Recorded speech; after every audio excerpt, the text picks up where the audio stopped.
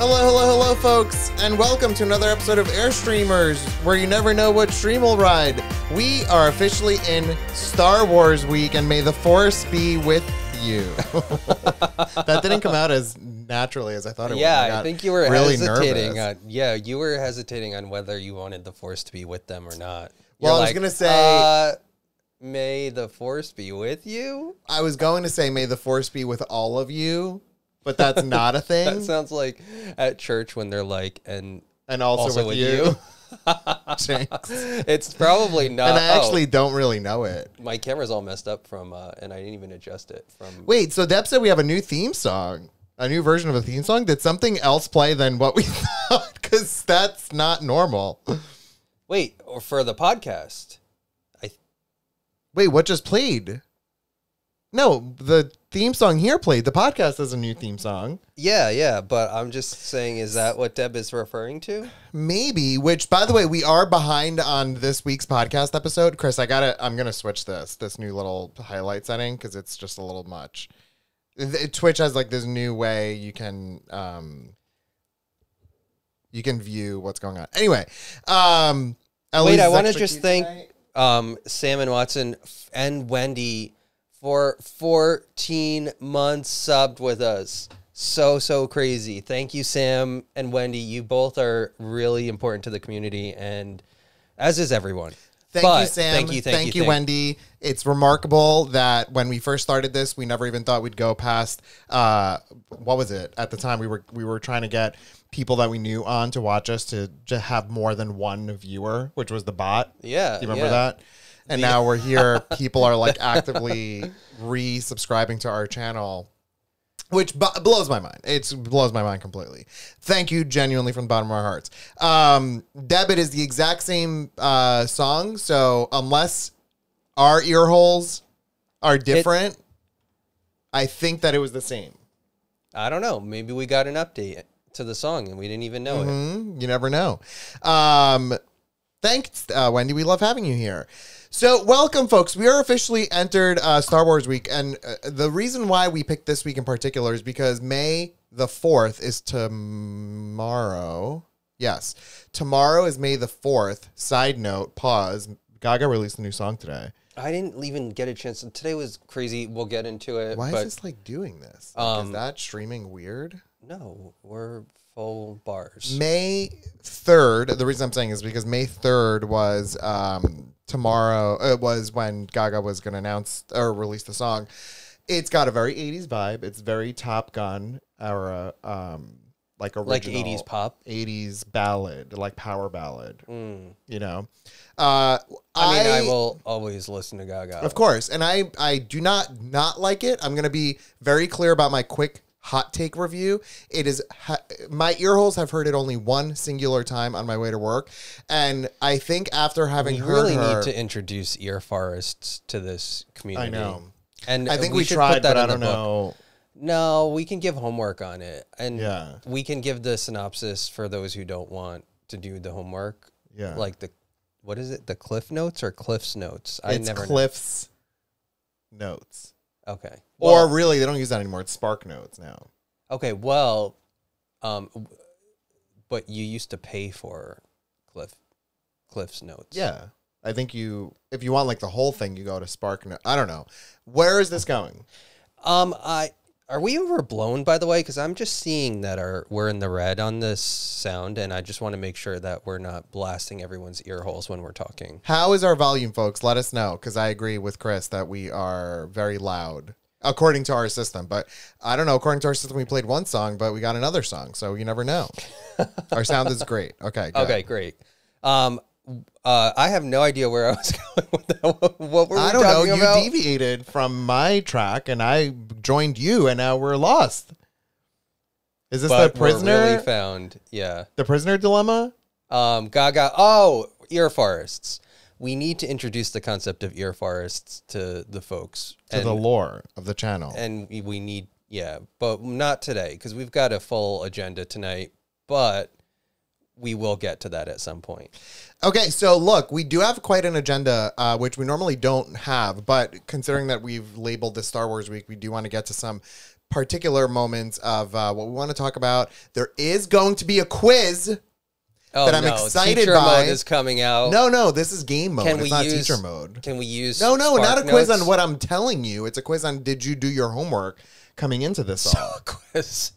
But It's just for people to be able to... Can they use clip? Is it open book? Is it... The way that the app works, according to what I tried and experimented with, you all will have upwards of 15 seconds to answer the question.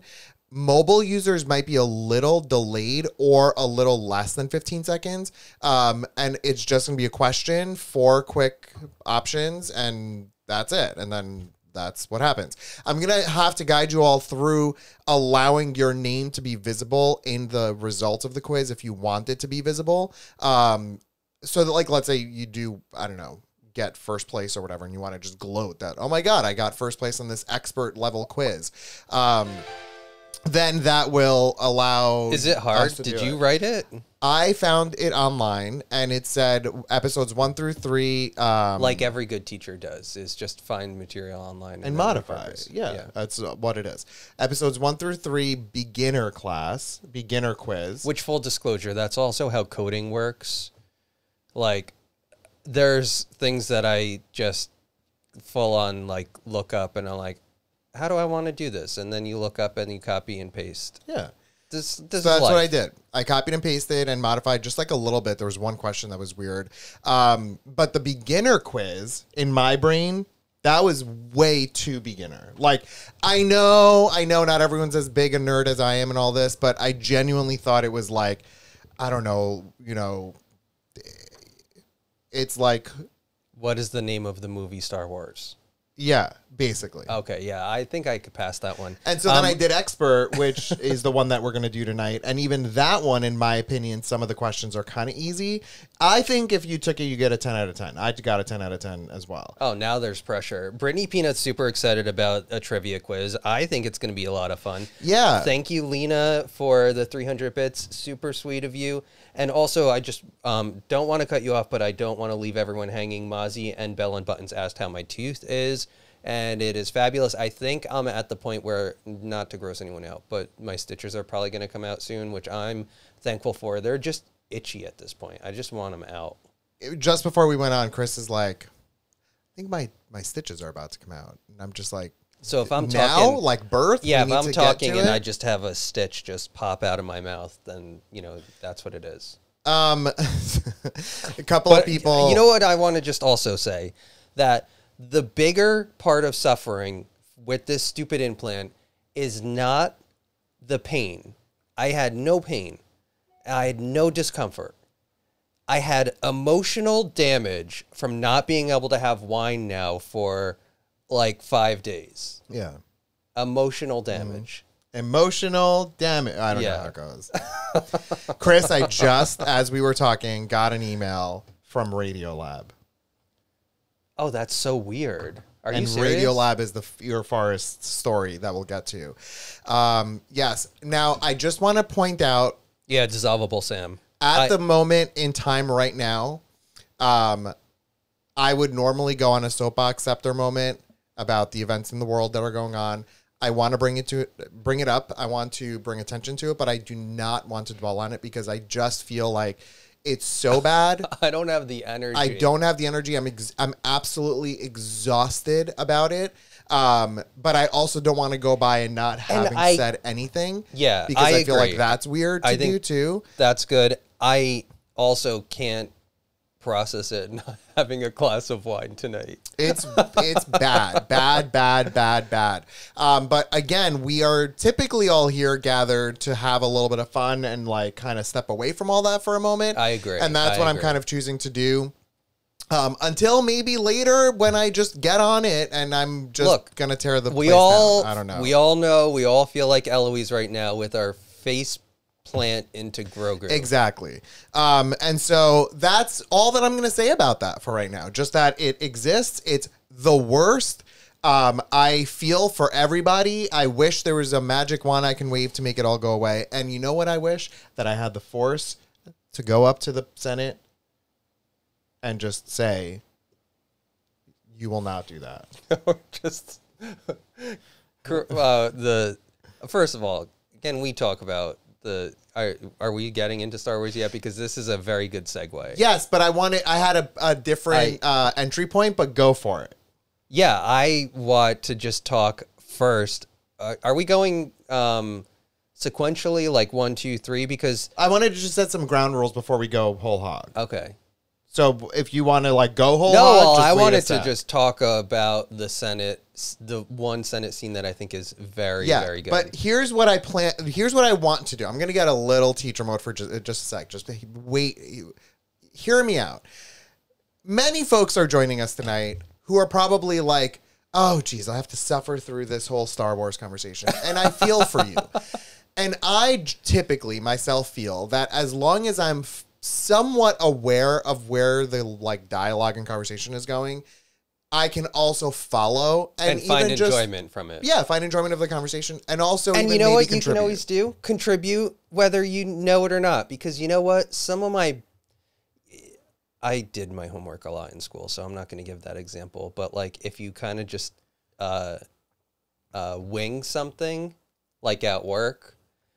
And sometimes your best ideas, your best contribution comes when you totally just wing something.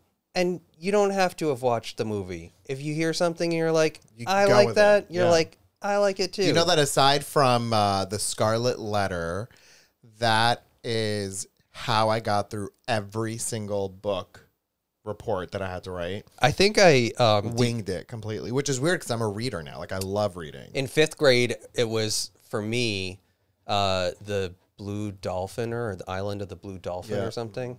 Oh, that was trash. Yeah. I hated it. And I just totally skimmed it and started reading and then didn't read anything and probably picked up a couple of words here and there. And we had a quiz, and the teacher, when I submitted that quiz, must have thought I was on drugs. Because I just made up total nonsense from whatever words my eyes caught as I was flicking through the pages. And she's probably like, what is this kid on? Knowing that you graduated valedictorian in both of your Well, that was 5th grade, so that was it doesn't matter. I highly doubt that a teacher existed that you had that thought, what drugs is this kid on? No, I feel like there was a turning point for me. Like I was in like that advanced math in like 5 and 6 or whatever. And then after that, like, I think I became serious in school in like 8th grade.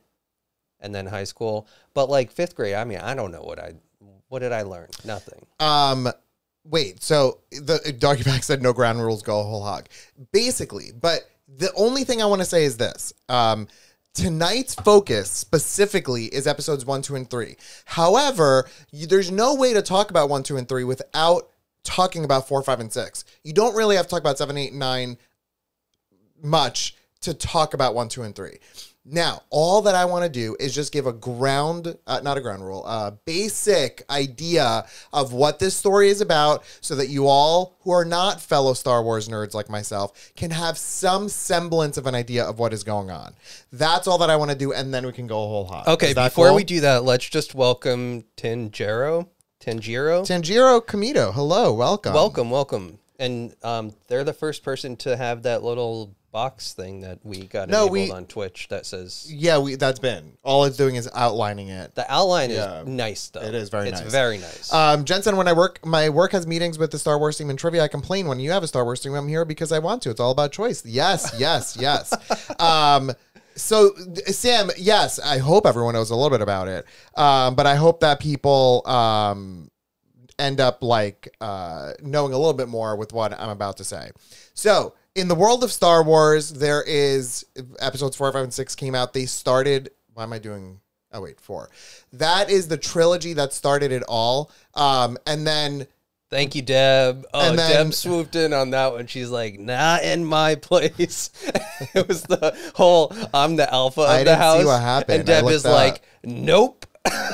That's too funny. Thank you, Deb. Episode 4, 5, and 6 throws you right into it. Episode 4 is, for the most part, a standalone story. You don't doesn't need to continue, but it does. As you all know, by the way, spoiler alerts abound all week. So if you want to go into these movies watching them, just keep us on mute and watch. Don't listen. So Darth Vader is the villain. He is Luke's father. Luke is a young boy who lives in a moisture farm, which I always thought was so stupid. Moisture farm. Well, it kind of does make sense, though, because they're on a desert planet. Yeah, and then honestly, if you, oh no, that wasn't Dune. When they had the little acorn things that they cracked open and drank from, the Sand People, but that was actually Star Wars 2 on Tatooine. So the stories of 4, 5, and 6 deal with the back and forth. Thanks, Tanjiro. Thank you. Deal with the back and forth between the good and the bad of Luke representing the good, Darth Vader representing the bad. Luke has a sister, Leia. Spoiler alert. And she's like a part of this all. Anyway, all that to say that what I think as a child I loved was this adventure element. It just went. It just literal stars, like space wars that I thought were really cool. The effects were legendary. It was 1977 that this movie came out. Legendary effects for the time. The lightsabers were the coolest thing at the time. When I'm going to just fast forward because I'm going to tell you all this about this on Friday. But when I was 16 or 17 or whatever it was in 1999, and episode 1 came out, which was now a huge break from like 1983 to 1999. I remember like being so excited when it came out. Losing my mind excited. I need you all to know that one of my favorite activities to do as a kid was watch 4, 5, and 6. Just pick one and watch with my brother over and over and over. Every other night we would watch it and just find new things and talk about it. And what year did it come out? Whatever it was. 1999. Episode 1. What year or what? Oh, okay. So I think I read the books came out after the movie, you said, right? Because I read the books. Because they wouldn't have spoiled it. Yeah. So episode 1 came out. Huge thing. Launch, millions of dollars were made in the movie theaters. It was like a huge event. Not enough, apparently, because LucasArts only sold for $4 billion, and exactly. You have Twitter over here, cash cow for stupid tweets. I can't. So I remember going to watch that, losing my mind, thought it was the coolest thing I've ever seen in my whole life. And so today's focused on 1, 2, and 3, but the brilliant part for me, here's where I'm going to give a general big picture thing. George Lucas, who is not the greatest writer of like dialogue, he's like terrible at it notoriously.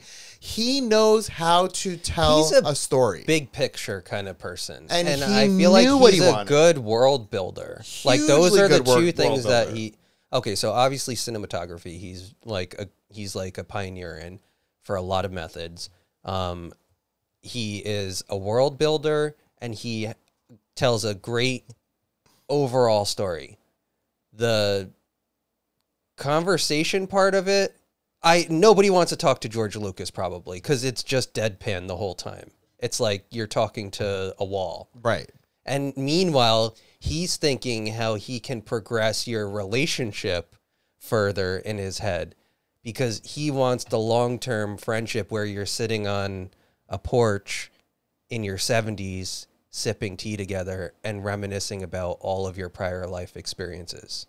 But the getting there, those conversations of getting there are miserable. Yeah. And he, in episode 1, 2, and 3, really did a terrible job with the writing, the dialogue. Some of the most notoriously bad and cheesy lines come from episodes 1, 2, and 3. But what's really brilliant is the transition of seeing this young little boy who was basically given a virgin birth. We don't really know much about that. And he grows up through those 3 episodes, and we witness the moment where he goes from young boy, angsty teen, to finally the point where he literally becomes Darth Vader with like the helmet on, breath comes out. And that journey of those episode 1, 2, and 3 really is a great journey to take with many a bump along the way. So the end result for me is phenomenal, but the getting there is a little bit rough. And then that storyline continues through to 4, 5, and 6. But remember, now you're kind of jumping back like 25 years of technology. So things are kind of a little bit visually different. They're not as good.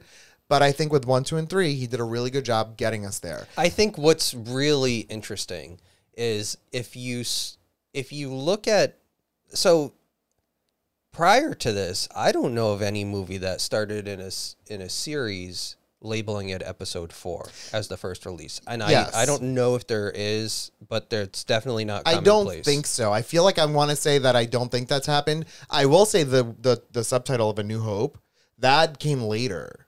That was not... What was it, just Star Wars? Just Star Wars. And then when you watch the text crawl, which was a new thing, it said episode 4... and whatever else it said. Jumping into episode 4 as the first theatrical release is sort of brilliant because it's, and we're not going to talk about 4, 5, and 6 today because I think that's Friday, right? But jumping into that where it's action-packed, it establishes the world, there's very well-developed conflict in it. And then if you kind of step back and say, then he revisited the lead up to that in 1, 2, and 3, which apparently he had this vision from the beginning. He had it planned out, yeah. 1, 2, and 3 is one especially is pretty slow to start. Yeah. It's because it's a lot of politics and trade wars and this and that, and less on the action side of things.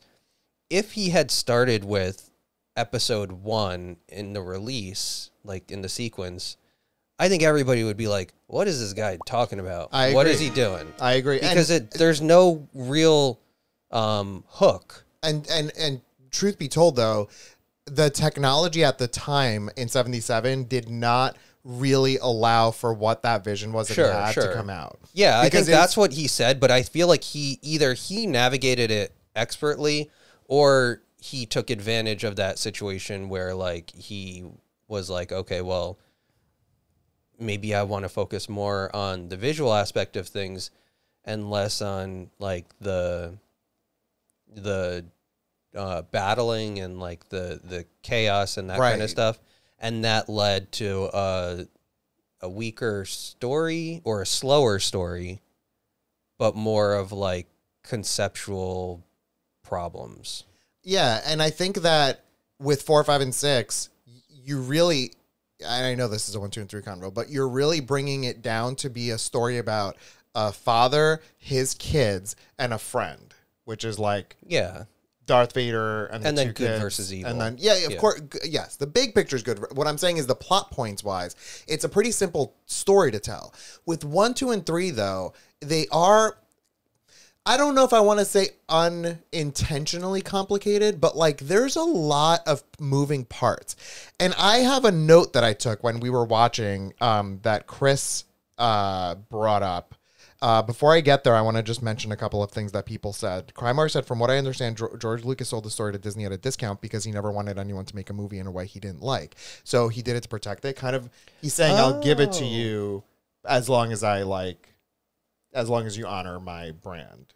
Well, I feel like they dropped the ball on that one, but but that's for Saturday. Credited in all of the Disney stuff. Also, Adventurist has been with us for 8 months. Thank you for the sub, Adventurist, and welcome tonight. Thank you, Adventurous, for being here. Thanks for the resub. There's also another comment that Sia's daughter said, still remember how I felt the first time Luke wielded his father's lightsaber in Star Wars Episode 4, A New Hope. Oh, so good. Young boy to hello, Mr. Sexy Pants, said Mara. That's for Anakin. Yeah. Well, I agree. Hayden is not the little boy. Anakin, I said. You said Hayden Christensen. Oh, yeah, Hayden. Well, he is. I think he is sexy. Chris, the little boy is not Hayden. Yeah, Episode 1 is from little boy to hello, Mr. Sexy Man. I'm focusing on Mr. Sexy Man. Got it.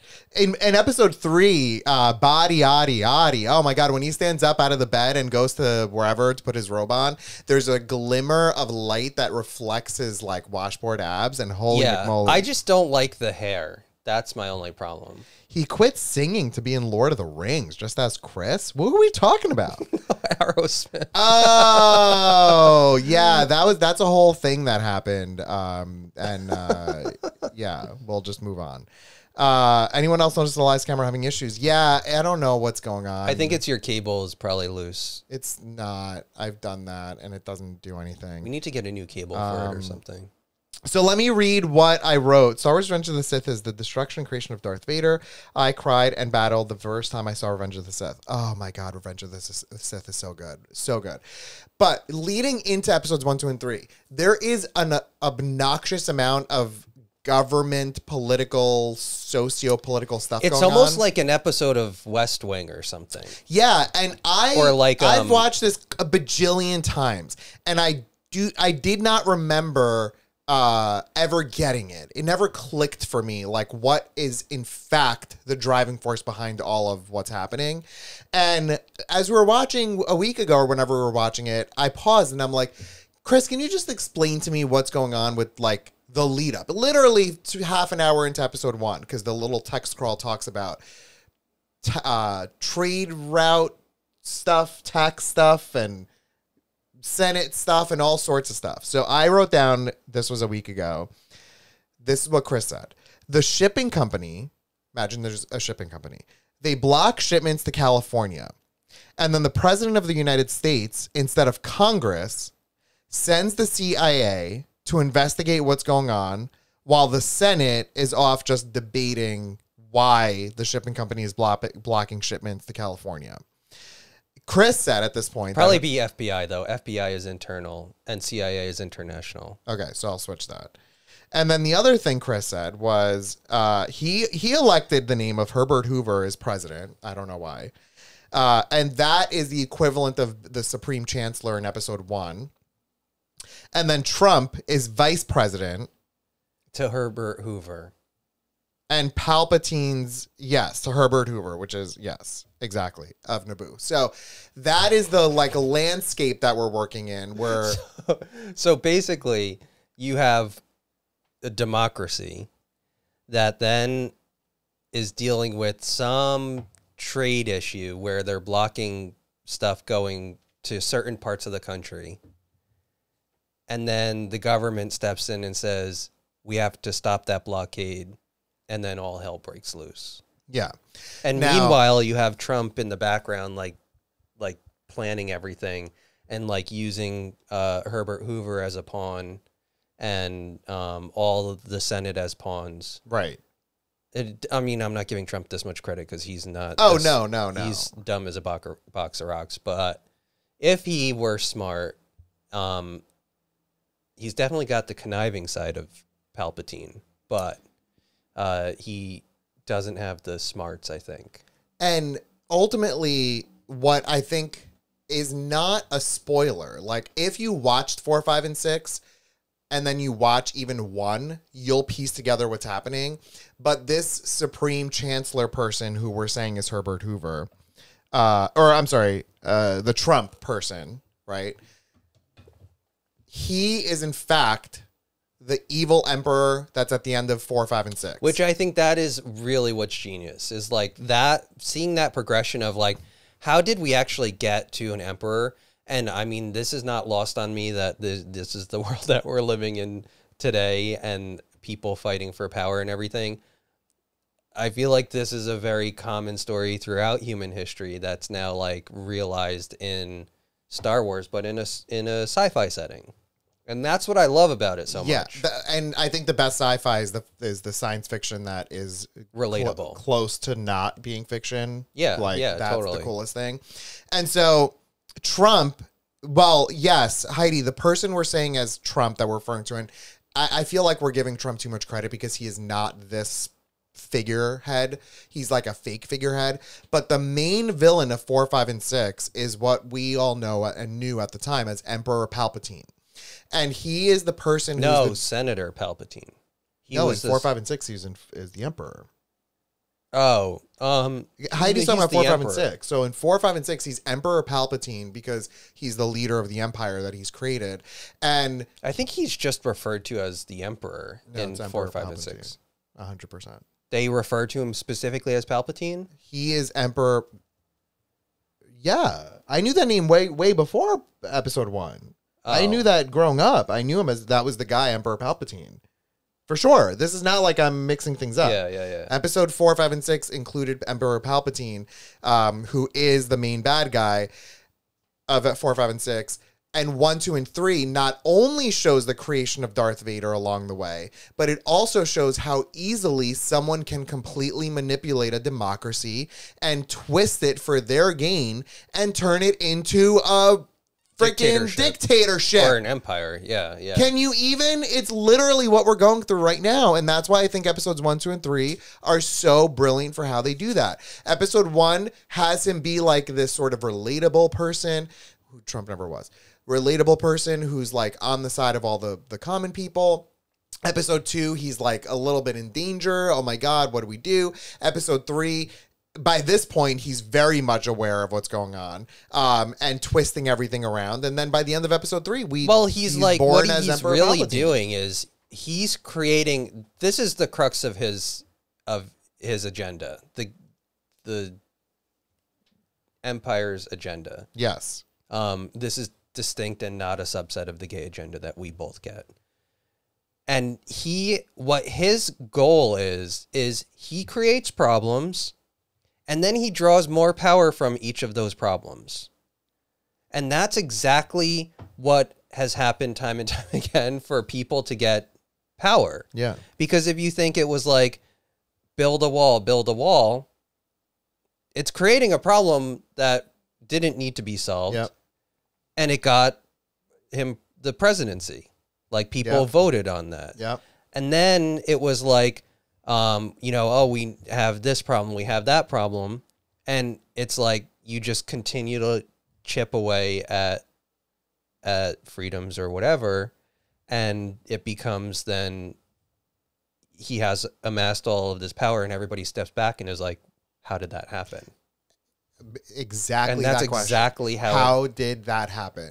And episodes 1, 2, and 3 show the steps along the way of how did that happen. And one of I'm going to just say my favorite part, the concept, not necessarily favorite scene, but like my favorite concept. The emperor, the chancellor person, right? He who shall not be named. He worked with people, I guess, to reach out to this group of people to build a clone army, which is essentially literally clone one person and use a bunch of technologies that they've used to rapidly grow those people into like adults who are capable of fighting at a much quicker rate than normal. So what'd they say? Like it was 10 years for this like 1 million person army to be grown or whatever. Yeah. And what's bonkers, again, huge spoiler here for one of my absolute favorite scenes in, I would probably say, all of Star Wars. I know that's being hyperbolic, but perhaps. While these clones, who kind of look like stormtroopers, while these clones are fighting for the good guys, the Senator Palpatine he finally reveals himself as the bad guy. Okay, but he's now the one in charge of all of these clones. He's the one who really put this all together. And then he says, execute Order 66 to like the leaders of all the clone armies. And we find out later in like extra content that there's a chip inside of all these clones that was put there for this purpose, that they can be controlled. And so they all the clones just flip a switch and immediately start killing all of the good guys because now they are part of the bad guys. And that's where all the Jedi died. Now, what I would say is the Jedi you could kind of think of as like the police or the National Reserve or somebody like that. They're not going to go out and fight wars. They're going to keep peace within the country and like make sure that law and order exist, I guess, in some way. They're not the ones who are going to battle like an international threat. Right. The Jedi. Now, what 1, 2, and 3 sort of sets up is that now there's never been really an external threat to the Republic. The Navy SEALs, Brittany Peanut said, and I agree with that. Because in terms of skill set, yeah, definitely like Navy SEAL. But in 1, 2, and 3, there was never really a threat to the Republic. And so they didn't have an army established. They just had all of these peacekeepers who kind of kept everything cordial within the Republic. So if you imagine it's like, okay, the United States doesn't have any external threats. We don't have an army. All we have are these police officers who are keeping calm within the country. Yeah. Now all of a sudden, in 1, 2, 2, where they establish that there's these separatists and people who are trying to split out from the Republic. Now all of a sudden there's an international war where, like an external threat to the Republic. And that leads them to set up this clone army that then... It led them to set up an army. It happened to be the technology of the clone army, which is beneficial for them because they got a billion people so quickly.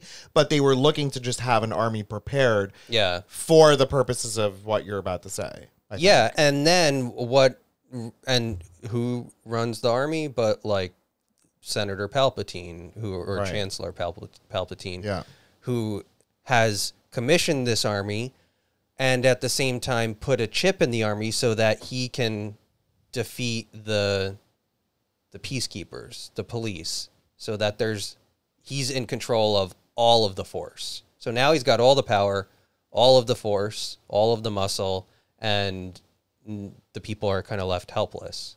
And so when Order 66 happens, which is that big dramatic moment, truly dramatic. I mean, I chills even thinking about it. All of the Jedi that we've seen up until this point, all of the peacekeepers, all of those people that we said are these wonderful, wonderful people who think they're working with their peers. They're all running into this war. They're all doing this thing. They completely just turn on them and they're murdered and killed and annihilated and destroyed. Yeah, I feel like what Brittany Peanut said makes sense. They're Navy SEALs in that sense then when they get to the actual war. Before they're kind of the police where they're keeping everything in order. But I like what Brittany Peanut's saying where they're Navy SEALs because at that point they kind of become generals and leaders within the army and they're fighting the war against the separatists, which Paul said, the drone or the robot army. Yeah, the robot army. So the robot army is against the clone army. Yeah, the robot army is, we talked about who was it? You said the shipping company blocked ships, California, and then the president of the United. So then wait, so who are the separatists then? How would you include the separatists into what you're saying here? In your little description. Who are the separatists? Yeah, how would you include the separatists into US history? The people who would be blocking the... So the shipping company that's blocking the shipments to California that you're saying. Yeah. The people who are blocking the shipments. Yeah. And then they're blocking that because they want to break apart from the United States. Right. Which is like a separatist. Yeah. So the separatists have this droid army and they're you could literally sneeze on them and they'll fall over. Cheddar, what are you doing? He's stuck. And so, yes, that was technically the army that the clones were fighting up until a certain point. But then that all sort of just went away when Execute Order 66 happened. There was something else I wanted to comment on. Oh, Steve is going to be here. Steve is just getting in his car and going to listen while driving. Charlie Boy said, I may have missed that, but are the clones based on one trooper in the sense that it's an actual clone? Yes, the answer is... How did we get to shipping containers in California? The answer is that there is, and again, spoiler alert, and I could live and breathe this. Like in Greece, this is such a terrible saying in Greece, but when you have passion for something, and if you cut, if you cut your finger, blood comes out. Obviously, did you know that? Yeah. In Greece, when you're very passionate about something, and let's say I cut my finger, which I did here, it would bleed Star Wars. Yeah, I think that's no, but that's not just a Greek saying. Yeah, but you know like, how Greeks are with drama. Like, I bleed. Think about my cousins. They'll be like literally like cutting, pretend cutting themselves. Like, oh, just cut me right here so we can whatever. They're dramatic. Anyway. Oh my God. I love Star Wars, and what I'm saying is that you bleed Star Wars. I bleed Star Wars. Jango Fett is the clone or OG. He's not a clone. He's a person, and he, I guess, possessed enough mercenary skills that he got selected as the zero clone person. And so he is the one who all the clones are modeled after. And he specifically asked, Raisin, did you stink it up down there? Did someone fart? Yeah, cheddar or Raisin. Jeez Louise, that's a stinker. Oh, my eyes are tearing. Oh, which actually kind of leads into our separate conversation. That's a poodoo or whatever it is. Banta poodoo. Jeez, Raisin, what are you eating? Oh, he's proud of himself. He's upside down. So Jango Fett, he says, I will be this clone leader person. Like, I will give you all of my DNA. That's totally cool. As long as you give me one clone, like one baby clone, that you don't alter. And by alter, I mean like no inhibitor chip, no growth hormones or anything. Just give me that baby. Do you know who that baby is? Excuse me? Do you know who that baby is? Yeah. First person gets a little clap sound. Who types it in? Who is Jango Fett's clone baby? Yes, he is the OG. Steve, don't answer because you're driving. We know that you know it. I remember Boba and Master Jen, Deb, and good Deb, job. And Brittany, yeah, good job. I remember people being upset that Finn was black. Did they phase out the clones by then? Yes, big time. Which is a big. When we talk about 789, I have a lot of thoughts on this little thing you just said. Yes, Boba Fett, an unaltered clone of Jango Fett, is Boba Fett, and Boba Fett does a million remarkable things that make him an interesting character. I don't know that he was always like, I think he's an interesting character because of the way he looks and the technology that he has with the little rocket pack and stuff. But I honestly think I want to say that the fans made him a bit more of an entity than he actually was. And then they kind of retrofitted him back into the story with 1, 2, and 3. Because of that. Yeah. Yeah. And then fast forward past, where we are now. Service, I'm never mad at fan service. Yeah, it depends on how it's done. If you remember, as long as it's not like gratuitous. If you remember us watching Harry Potter in the theater, that whole thing, that story was gratuitous fan fiction. To me, it wasn't interesting. Mm-hmm. It was fine, but it wasn't interesting. Look, so anyway, he's Boba Fett. Yeah, Paul, that's what I'm saying. For as beloved as he is, Boba Fett was on screen so briefly. And that's in episode 6, he was in it the most. And then he ends up having this death that was pretty shocking because he was sucked into the pit of a giant flower monster where he was just going to be digested for the rest of his life. Like that was you know what? I never. Okay, so it's like it says that you're painfully digested for 1,000 years. Is the line? So then, what I'm hearing there is you live for 1,000 longer. Years. That's what I always thought. I was like, well, you're pain, but you live longer. And really, is that any much different than the state of the world right now? I don't know. We just don't get the benefit of longer living.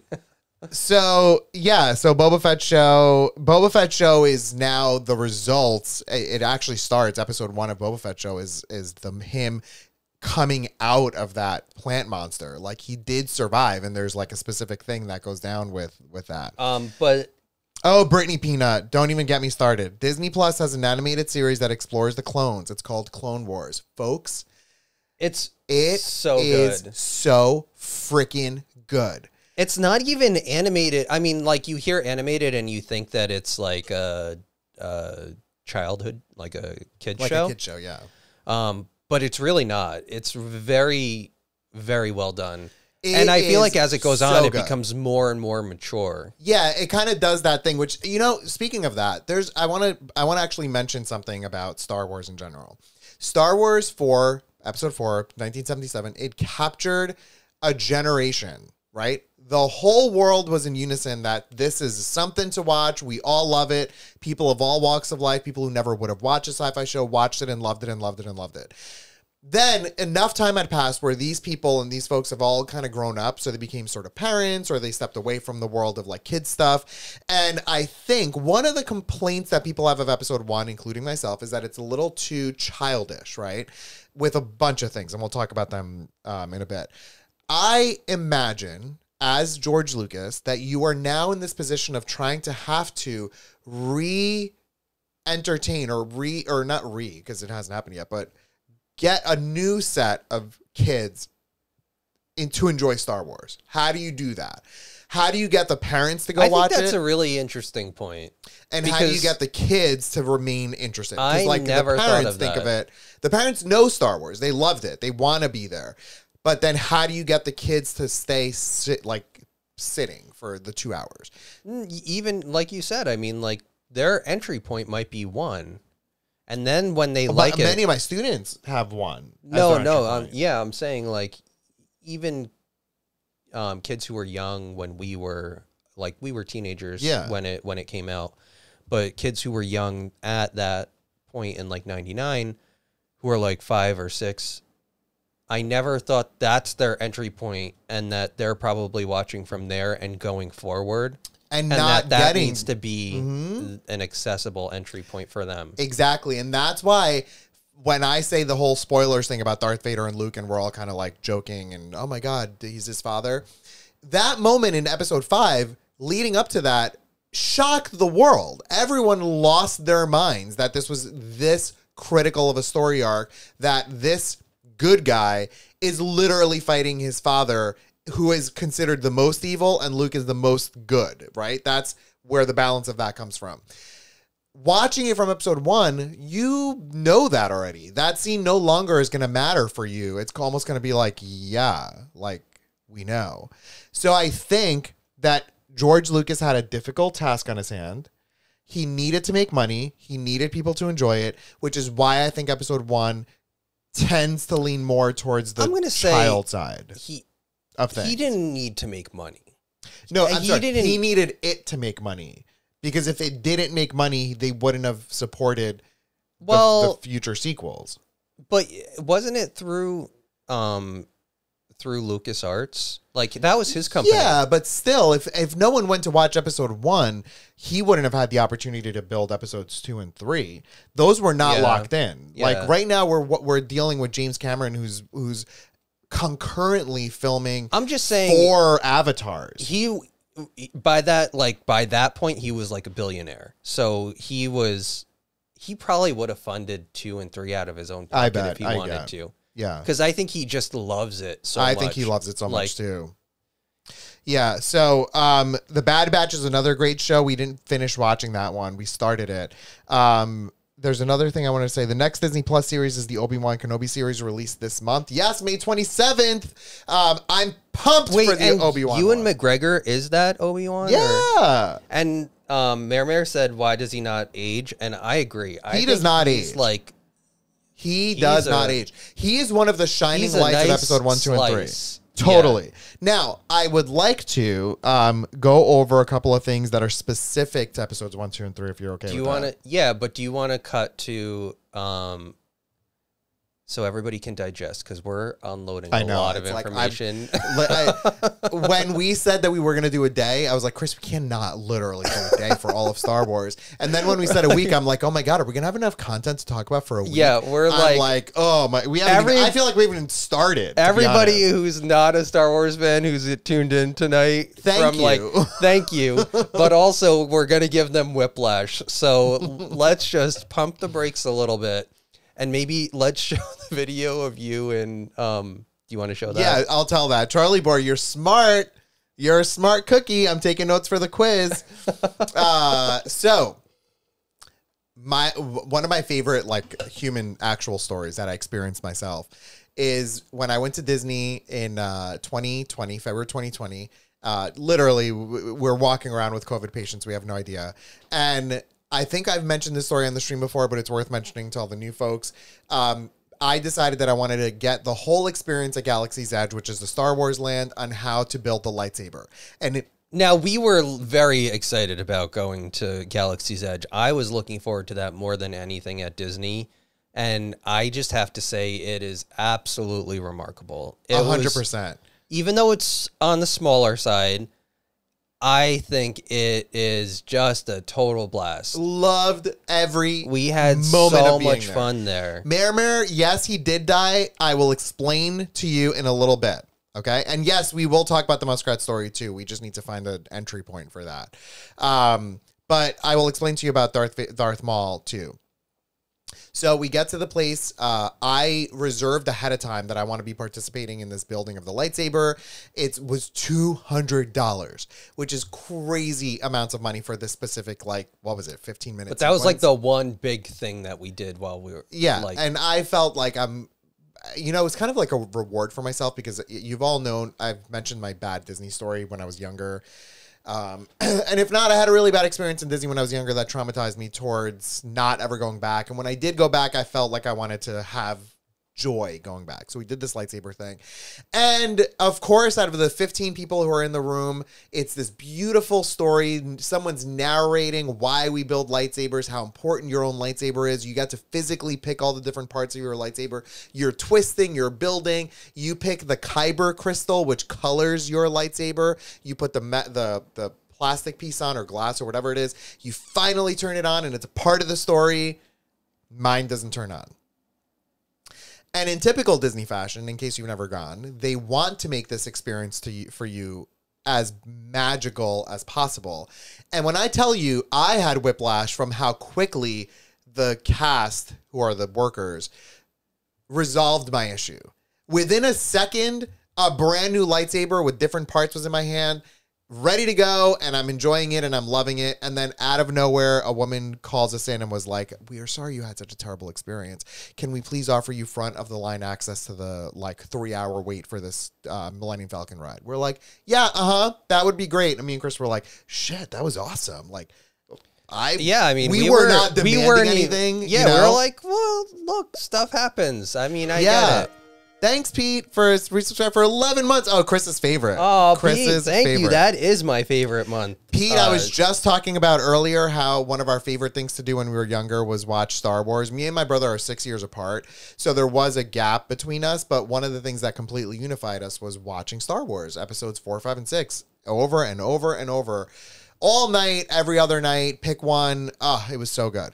Wait, Jen said that she's gone to the cantina and... Jen, we went there and we had a really cool experience. We almost didn't go. We waited in line to get a table and they were serving like one drink and then rotating or something. There was some rule because it was like just opened and it was busy. Yeah, you could only sit for 45 minutes, one drink. Yeah, out. And so we were like, we had a long day. We were gonna like just bail on it, and then we're like, okay, well we're here, let's just have a drink. And so we sat down at the table, and we were with I think it was like a bridal party or something, right? Yeah, and it was so like, crazy. That was so fun. That was the group who, their mom was like a Muskrat Nation follower. Yeah, we told them who we were and like what we do or whatever, and they we had us on Instagram, and they were like, "Oh my god, my mom loves you guys." It was so. It was bizarre. Just a random set of circumstances, and it was just like a really fun and memorable night. And so I'm so glad that we did go and get that drink. Yeah. So now here I'm gonna flip to footage of the moment where my lightsaber broke. So please enjoy my suffering for the next minute or so. And by the way, this is technically spoilers. I don't know if anyone who's ever gonna go do this wants to like experience it for the first time ever. I just want to let you know like this will show the actual activity. So enjoy. I'm going to click this, and I guess... No, you know what? Keep us... Yeah, we can talk about it. So here we are. Each of those long things are the lightsaber that you built. That you build, yeah. Take that first step. I'm surprised they don't say, like, no bond between saber and recording is about to be forged. In a moment, you will come forward, place your hands on the hilt of your completed lightsabers, and when I give you the saber, you will, for the first time, activate the blaze. Are you ready? Look at all of the lightsabers. Look at them all light up. Mine will light up and then go dead. I think you're just not meant to be a Jedi. Look at everyone. Look at everyone. Mine's not. Mine comes on delayed. They're like, ah, crap. Look, I lifted it and it's gone. It died. Jedi and the Sith that have come before you. He's like, oh, geez. Look at him. It only takes a spark.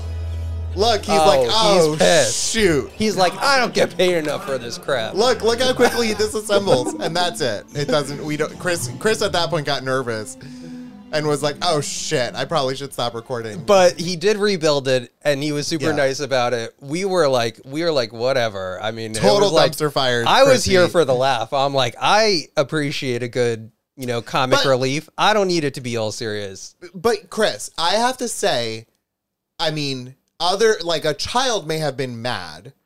I was fine. I I'm was just glad that waiting you there. got it over a kid, because a kid Me that too. could, I that can could suck for a understand. kid. I mean, we worked at Apple. We know things Yeah. are broken sometimes. yeah. But the experience was wonderful. We did get in line and did the Smuggler's So- Run, which was the other one. Yeah, Sam, they did fix it. What they did is they just rebuilt his.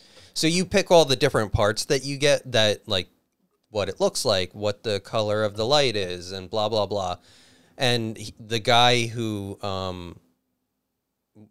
took the lightsaber at the end of the video just quickly rebuilt it with new parts, and it was totally fine. Then the second one was worked fine. Yeah, and But- Sam, yeah, there are definitely adults who would have freaked out for sure. I mean, I feel like I even know people who would have.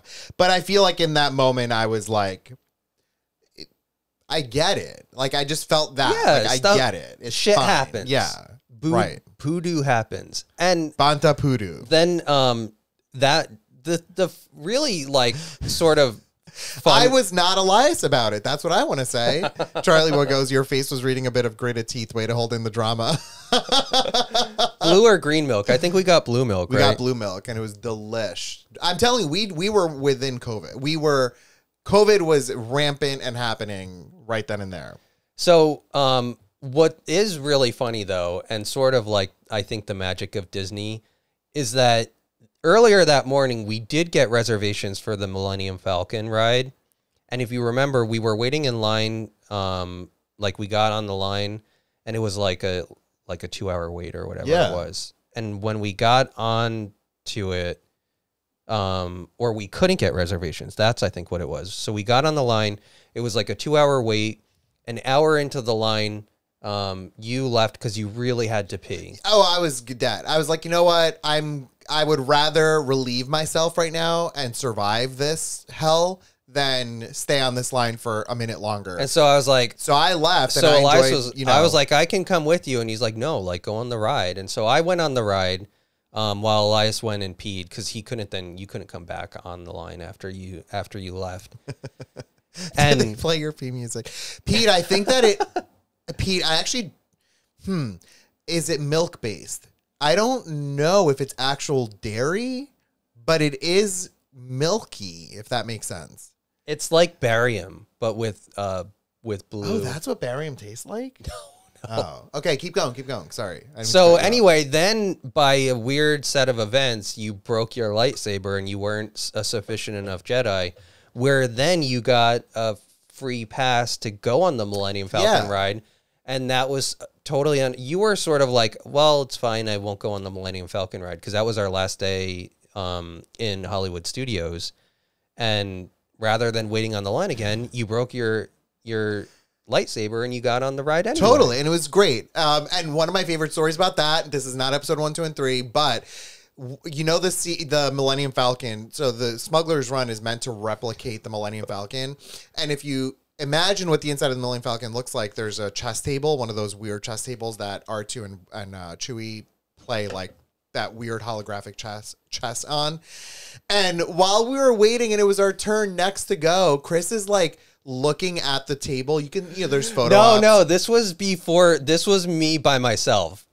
Oh, So, right, because right, then right, I right. told 'Cause you that- that's what I after was the fact, thinking because about. it wasn't there. Yeah, because I was thinking, So- well, I don't have a picture of that. Look, when you go into the Millennium Falcon ride, there is that like little it's like a lobby area where everybody goes off into their own different rooms. Yeah, there's a guide who says, okay, you go there, because they have like probably 12 different like versions of the ride happening. But in very Disney fashion, they have like, even in the holding area, it's very much like a scene.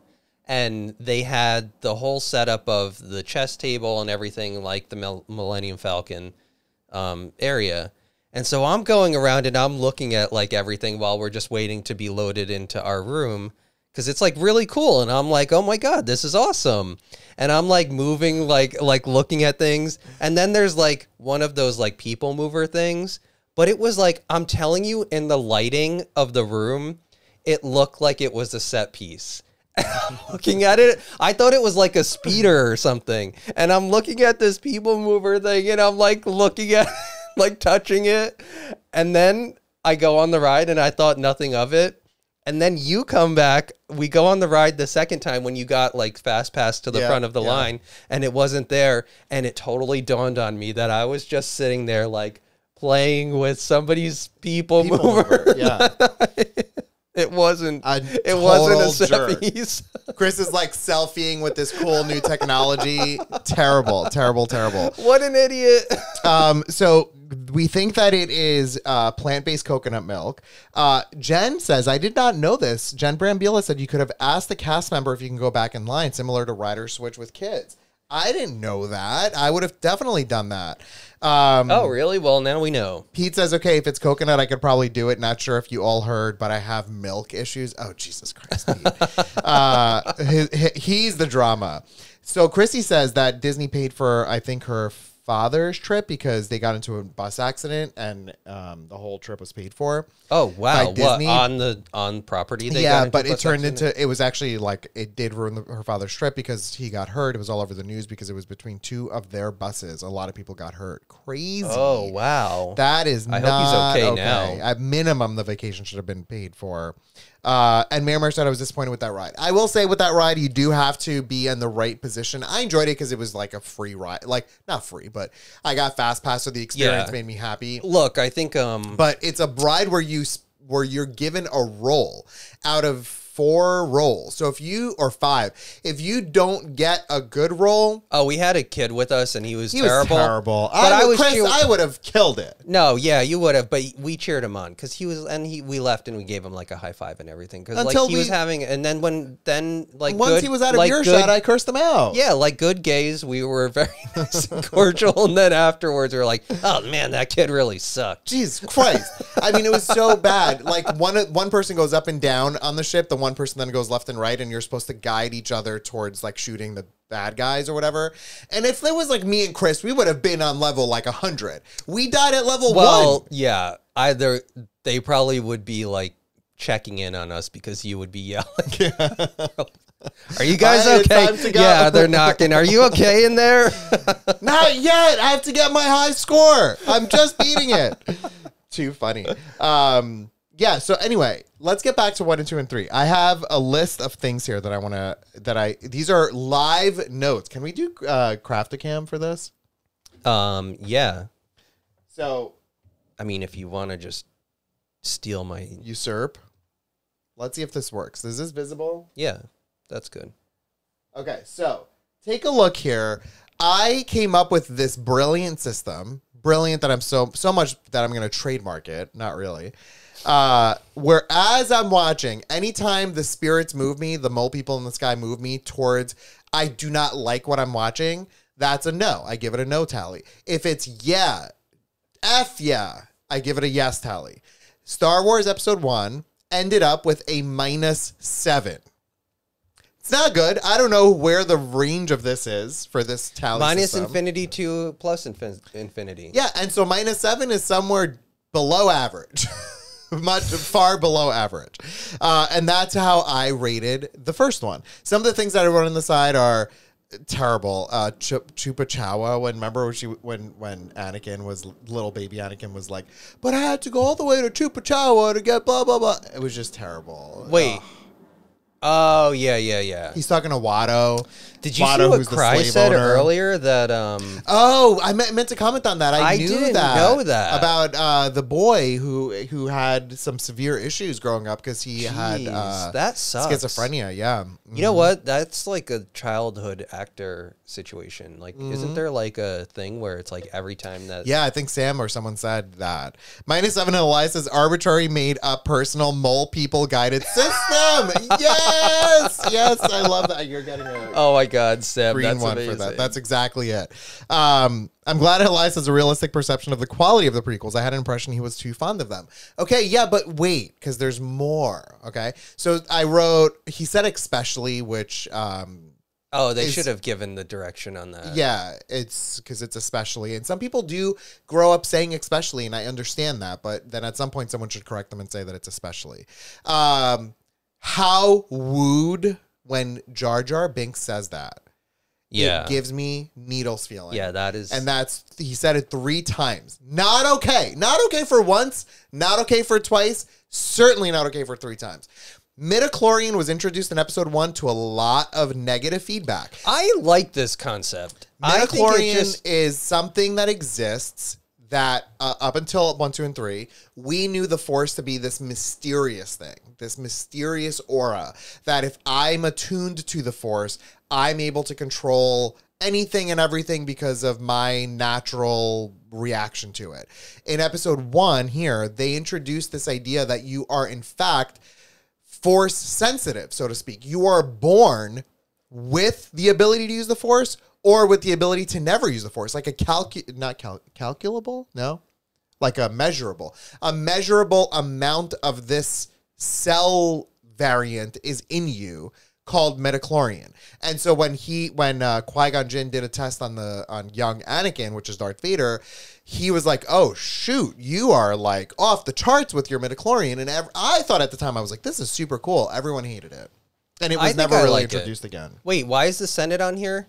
I was just writing at the time how cool the Senate is. I think the Senate scene looks so cool. Yeah, it's such a cool scene. And I feel like Duel of the Fates, yeah, that's really, really good. And John Williams, he did the originals, right?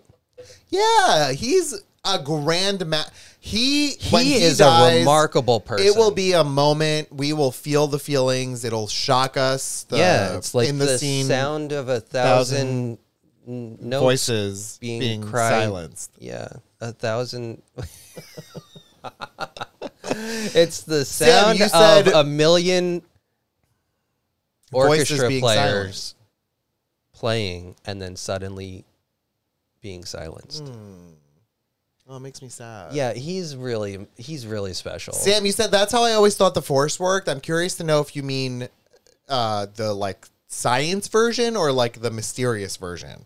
Bobo Jinx, is that what Mary Jane calls him? Yeah, I missed the Bobo Jinx thing. I saw it also in Discord. Wait, what is his name now? I can't think of it. Boba Fett? No. Or Jar Jar Binks? Jar Jar Binks. Jar Jar Binks is really annoying. But I feel like he is also, him being, okay, I'm not saying that he should be in it, but you have to have a stupid character to progress the story in the way that, and he happened to be that character.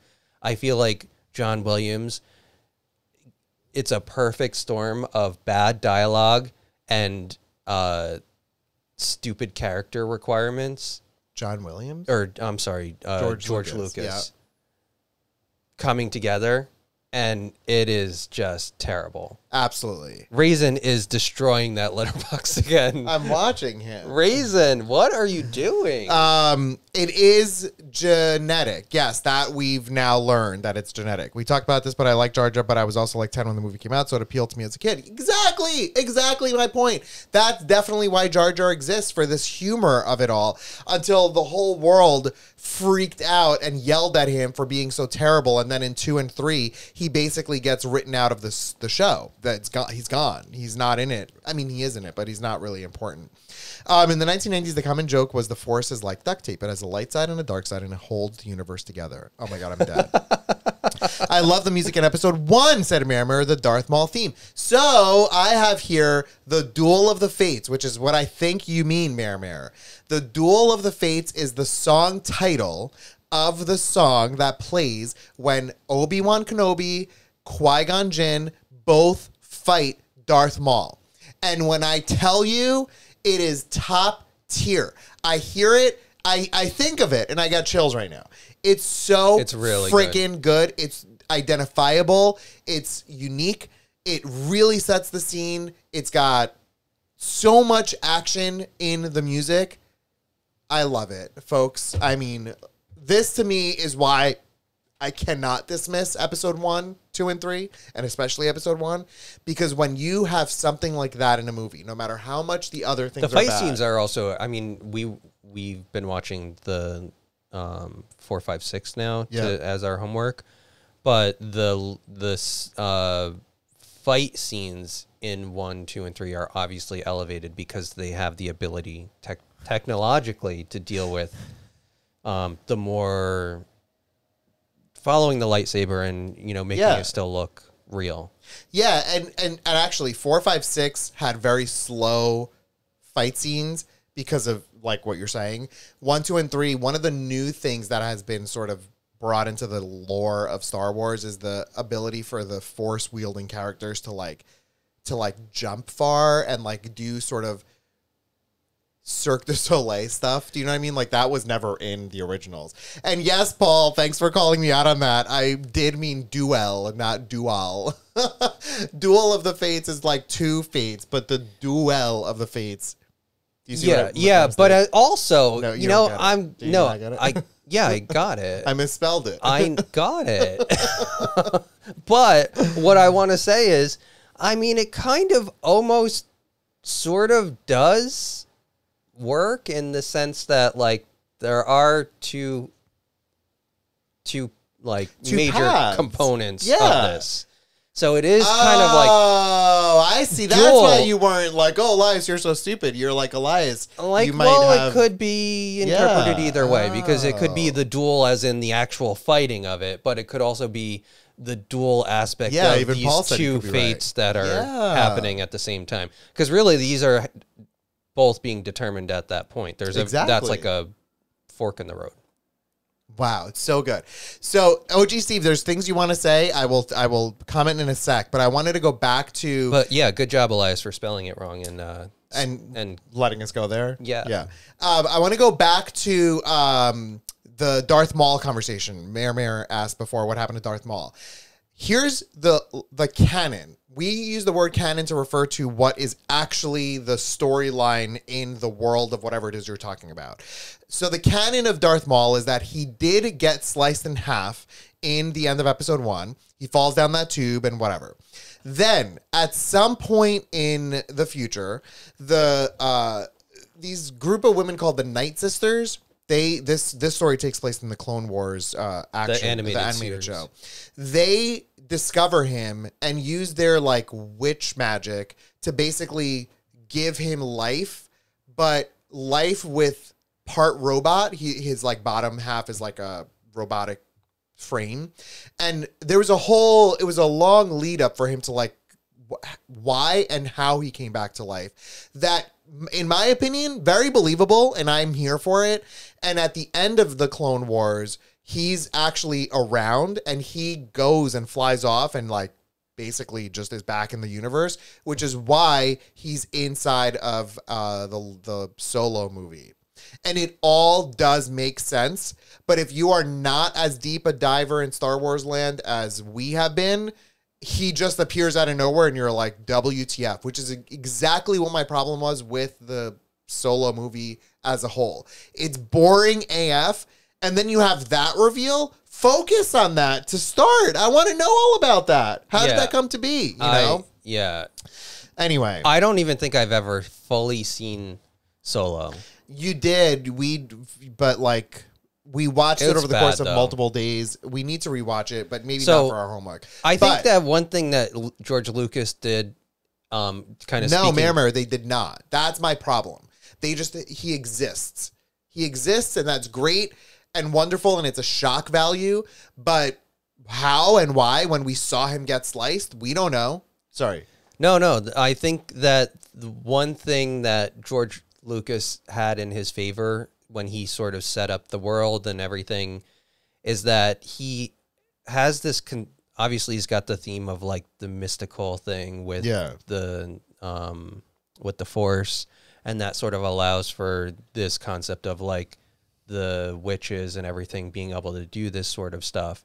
So I think that kind of opens it from like the mystical standpoint.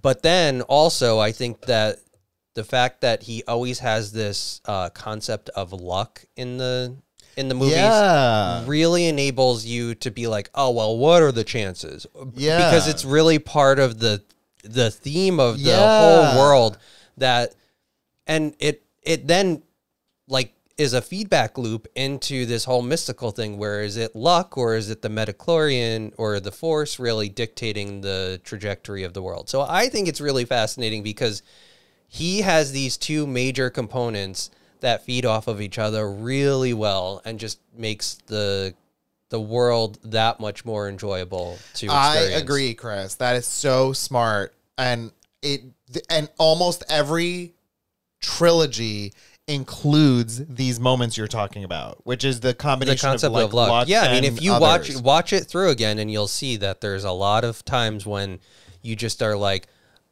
what are the chances that that's going to happen? That's so stupid. But that's literally what's like driving the story, that there's just a total sequence of random chances that happen that get us to this point.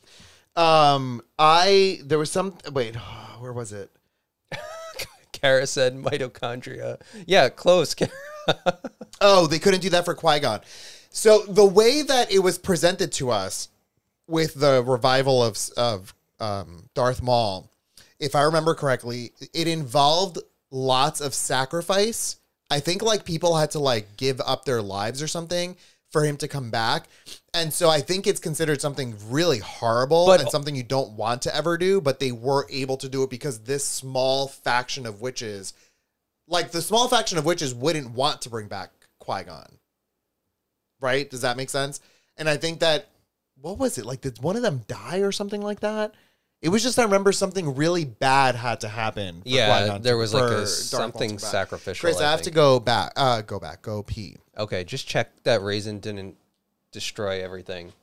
I'm telling you, folks, it's like we're in a farm up here. Raisin, I don't know what he had to eat, but it is not agreeing with his stomach. And also, when Elias comes back, we got to tell the story about the cats over the last weekend, because that's probably where this is all coming from. Katie Dim, there is a patch tonight. It's Star Wars themed, so stay tuned in. We'll show it probably after Elias comes back. But yeah, we've been dealing with muskrat drama lately, and I think it's probably all, at this point, it's all resolved, except for Raisin's disgusting litter box usage right now.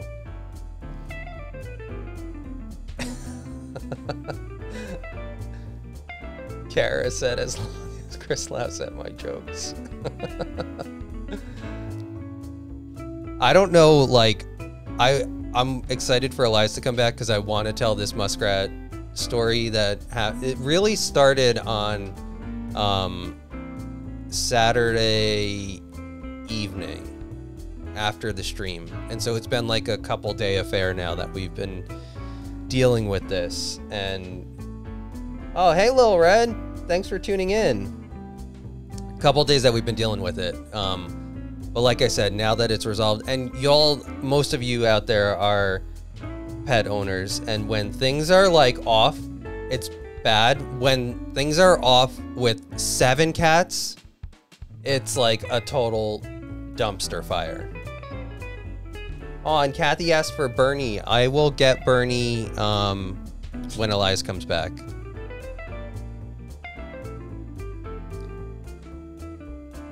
Oh, Elias is like full. This is full P mode for him. I think we're gonna loop this song. No, I'm good. I was just getting Oh, okay. I was like, wow. And just did You're gonna have to flush the toilet twice. No, and I did a quick little looky-loo to see if there was any poop anywhere, and I didn't see any poop, so we're good. So look, I was saying, bye, Eloise. This is a good break point. We need to show the patch. And I also, before we show the patch, I want to show or tell the muskrat story that we've been dealing with for the last couple days. Yeah. Before we finish, I want to show the rest of this. We don't have to dive deep into it. You want to just go over the rest of your list? Because I'm going to go pee then. Look, I'll be faster. Episode 2, I gave a +2. So this was minus or 26 no's and 28 yeses. This movie is a complicated beast of a movie for me to review because I absolutely loathe the love scenes between Hayden and Natalie Portman, or Anakin and Padme. They are the worst written, least interesting, least sexy, least love story that I've ever seen in my whole entire life. Horrible, horrible, horrible. So that's why there's so many no's. But why there are so many yeses is because all of the clones and the reveal of the clones and Kamino, the planet Kamino, and all of the things that we learn about like the progress of the story happen in this movie. And it's remarkable. I love it. Now, a couple of things. I'm just going to use my Apple Pencil to point here because this is a little bit farther away. So what do we have? The library. Oh, in the library, I love that scene. I love the diner scene. I love Kamino. I don't know why I wrote Kaminoans. Oh, I think as Chris said, what do you call someone who's from Kamino? Then, if you all remember, this little monster, this little thing that they were rolling around in the on the grass at some point when Anakin was like chasing Padme in the grass and they were rolling around. Look, that's the shape of it, and it looks like Smoriel. It looks exactly like Smoriel. I wrote Tyrannus is who? Is it Dooku? And I wrote a little check because yes, the answer is that Lord Tyrannus, Darth Tyrannus, is in fact Dooku. I wrote sound design is really good. And then I gave a little example here of who is who. So Klieg and Shmi got together. No, I'm sorry. Married. Yeah. So Klieg had Owen, Shmi had Anakin, virgin birth. That means Anakin and Owen, like Uncle Owen, are stepbrothers. How crazy is that? And then I wrote Darth Sidious as Trump. Next, Episode 3, Revenge of the Sith. Look at this movie. I gave this movie this plus was really 25. Good. Yeah, this is a good movie. I wrote intro super cool. R2 is funny AF. Anakin as an actor is much more tolerable. And then I wrote that the ballroom scene is, I don't even know what I wrote there. Spectacular. Wait, what's the ballroom scene? The ballroom scene is when the water globes are happening. Yeah, that's not a ballroom though. That's more of like a theater. Yeah, I want to get back to that for a sec, but Pete said sand is so coarse. Oh my God, we can't talk about that. Wow, Chris, Pete break. What else? Oh, Lil Red, hi. I'm here 2 margaritas in, so you get what you get, said Lana. Yes. Snaps. Good, Lana. I'm jealous.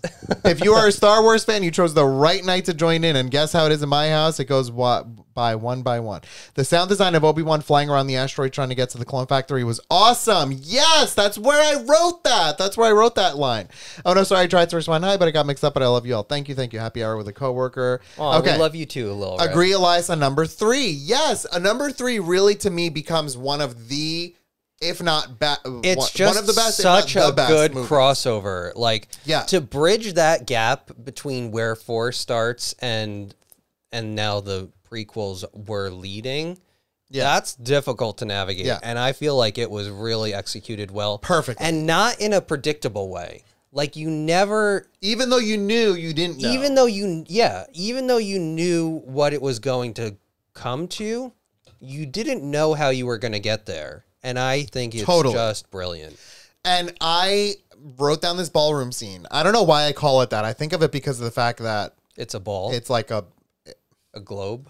Maybe I meant not ballroom. Maybe I meant ballet scene. That's what I meant. That's probably because it's got the like ribbon dancers. Opera scene. Oh, Jesus Christ. That's what it is. It's an opera scene. When he's like, leave us. Yeah.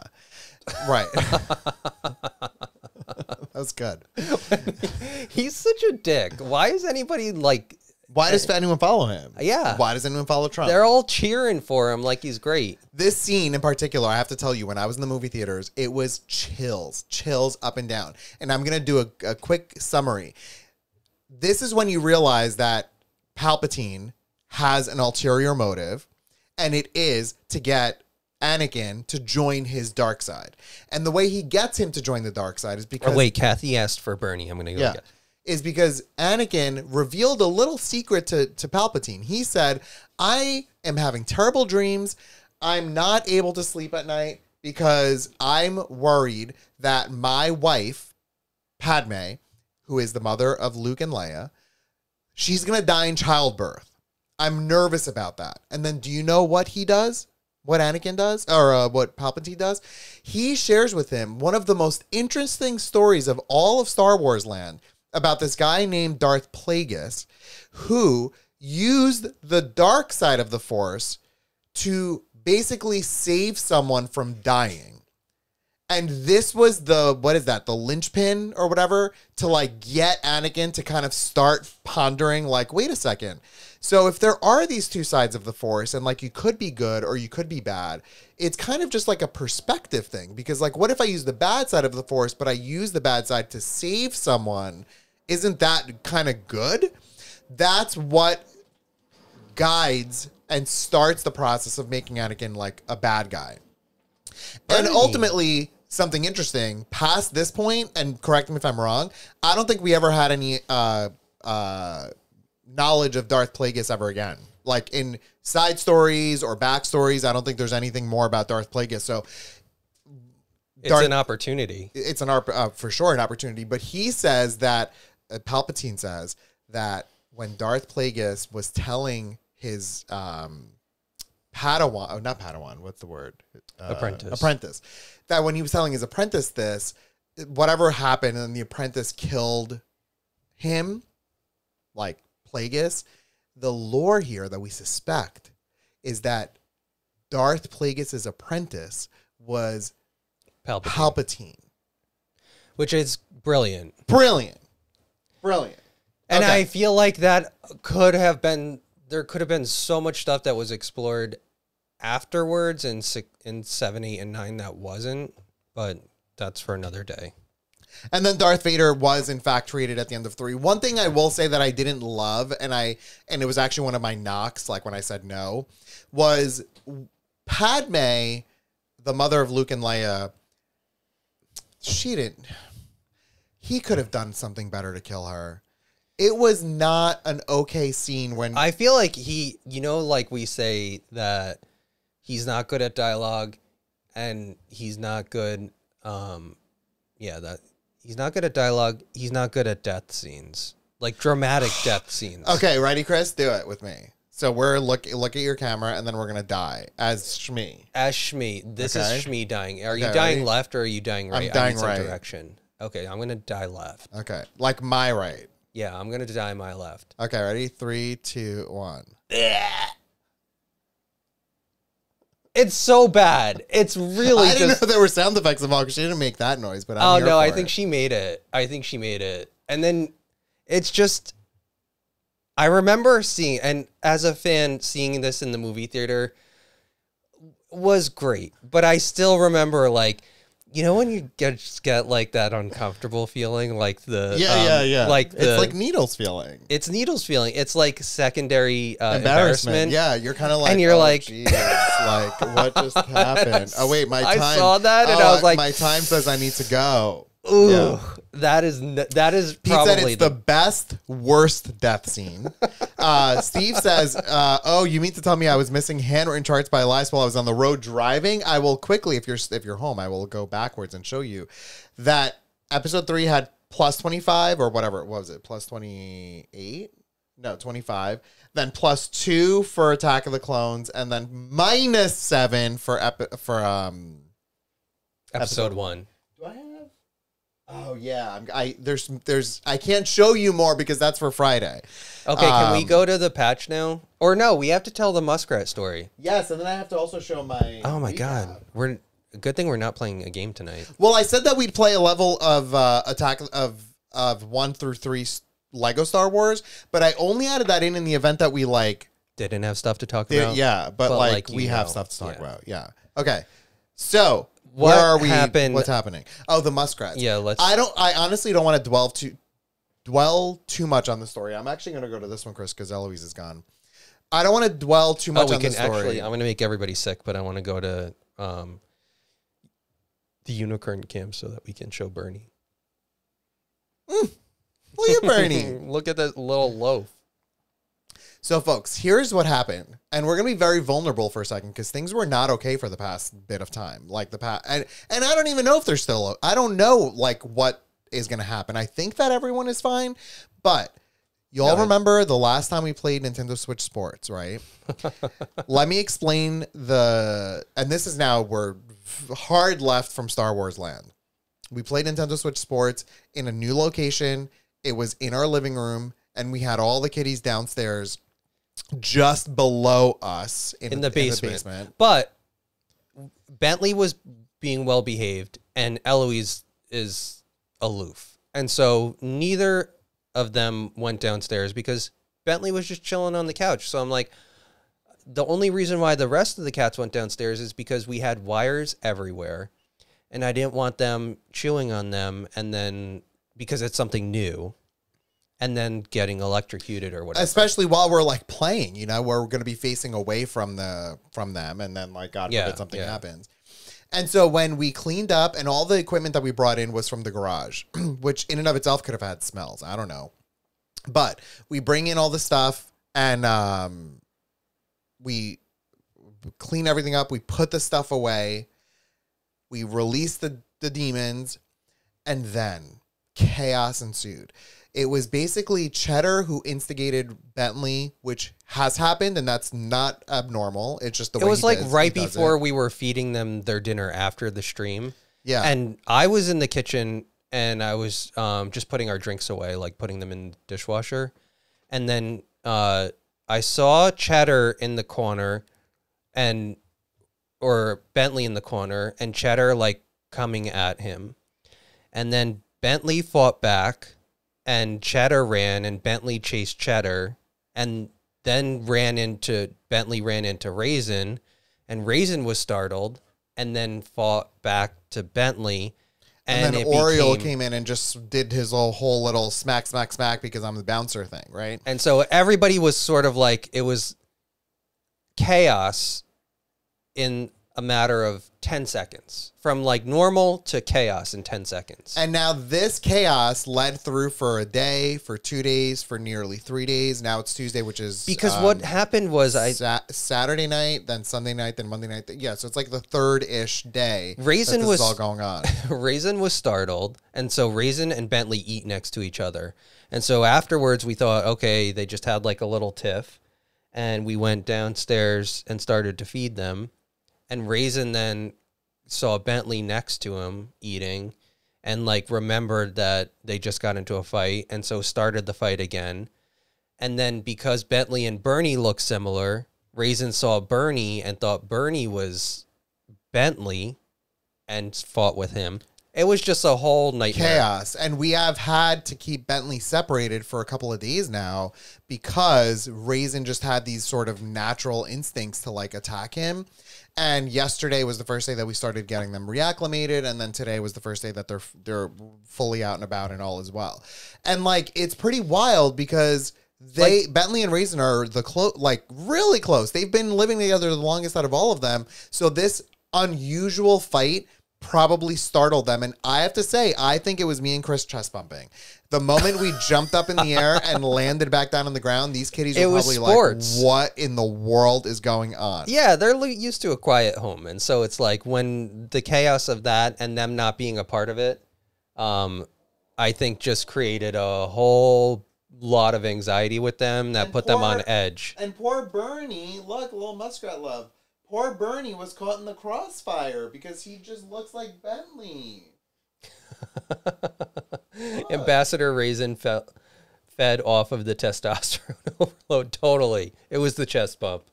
No more sports, said Deb. And Heidi said, not my Bentley. Clip that. Look. Aw, Bernie. But yeah, they were all normal today. They're also like, I think they're stressed and like they're all messed up with their food and everything. It's just been like a whole thing. But I think we're kind of back on track now. So Mirror said I wasn't able to type for a bit, but I have to comment on, quote, you only had added the game in case you had nothing to talk about, quote, on Star Wars night. You too. Bless your heart. I'm dead.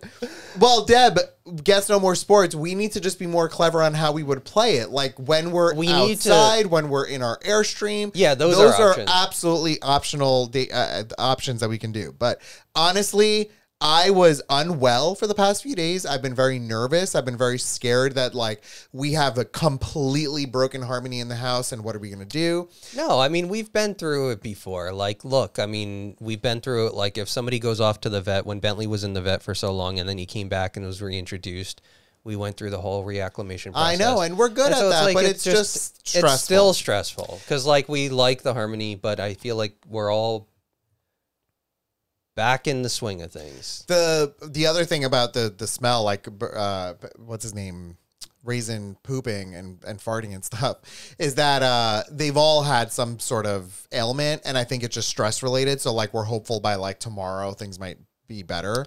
Venom Moose Assault said, what era of Star Wars are we talking about? So we, for the past like hour and 40 minutes, have talked about episodes 1 through 3. On Friday, if you tune back in, we're going to talk about episodes 4 through 6. And then on Saturday, we're going to finish up with episodes 7 through 9. But, said, I was going to say, but we do have, we still have a little bit more to talk about with 1 through 3. Yeah. And I also have my recap to show. I want to show my recap. Yeah, so can we go to the patch first? Yeah, I just want to catch up. So Katie said, my cats are the same way when my cats come from the vet. Always takes a few days, stresses me out too. Yeah, it's terrible. Yeah, totally, Katie. Heidi said it happens here too. It's the most anxiety I feel for anything ever. Heidi, same. I think, absolutely, I mean, like, same. You were stressed about it, and I was stressed too. But I mean, like, I was very confident that things would go back to normal, and it's like they are at this point. They're just Mouse and Ducky cuddle and love each other every day, but Ducky's younger, and sometimes he gets a bite, and Mouse runs to me. Yeah. 2 minutes later, they're cuddling so hard. 100%. Yeah, Little Red, we have that a lot, but this particular situation was a bit different because it was like you could see that Raisin is an animal. Like Raisin is a carnivore animal and is out to protect his self. And it got scary. Like, I felt bad for Bentley. I felt nervous for Bernie. I had to pull them away. It was like a pretty intense sort of situation, you know? And I agree. Those names are super fun for cats. Mouse and Ducky. I love that. I love it, too. Totally. Okay, Chris, show us the patch. Okay, can I have some music? Okay, so in honor of our first Star Wars episode for the week of Star Wars, this is the patch for today. And if you don't know what this symbol is, this is the Rebel Alliance patch and the emblem. And I wanted to make this one because, like, I just feel like first of all, it's a really cool looking symbol.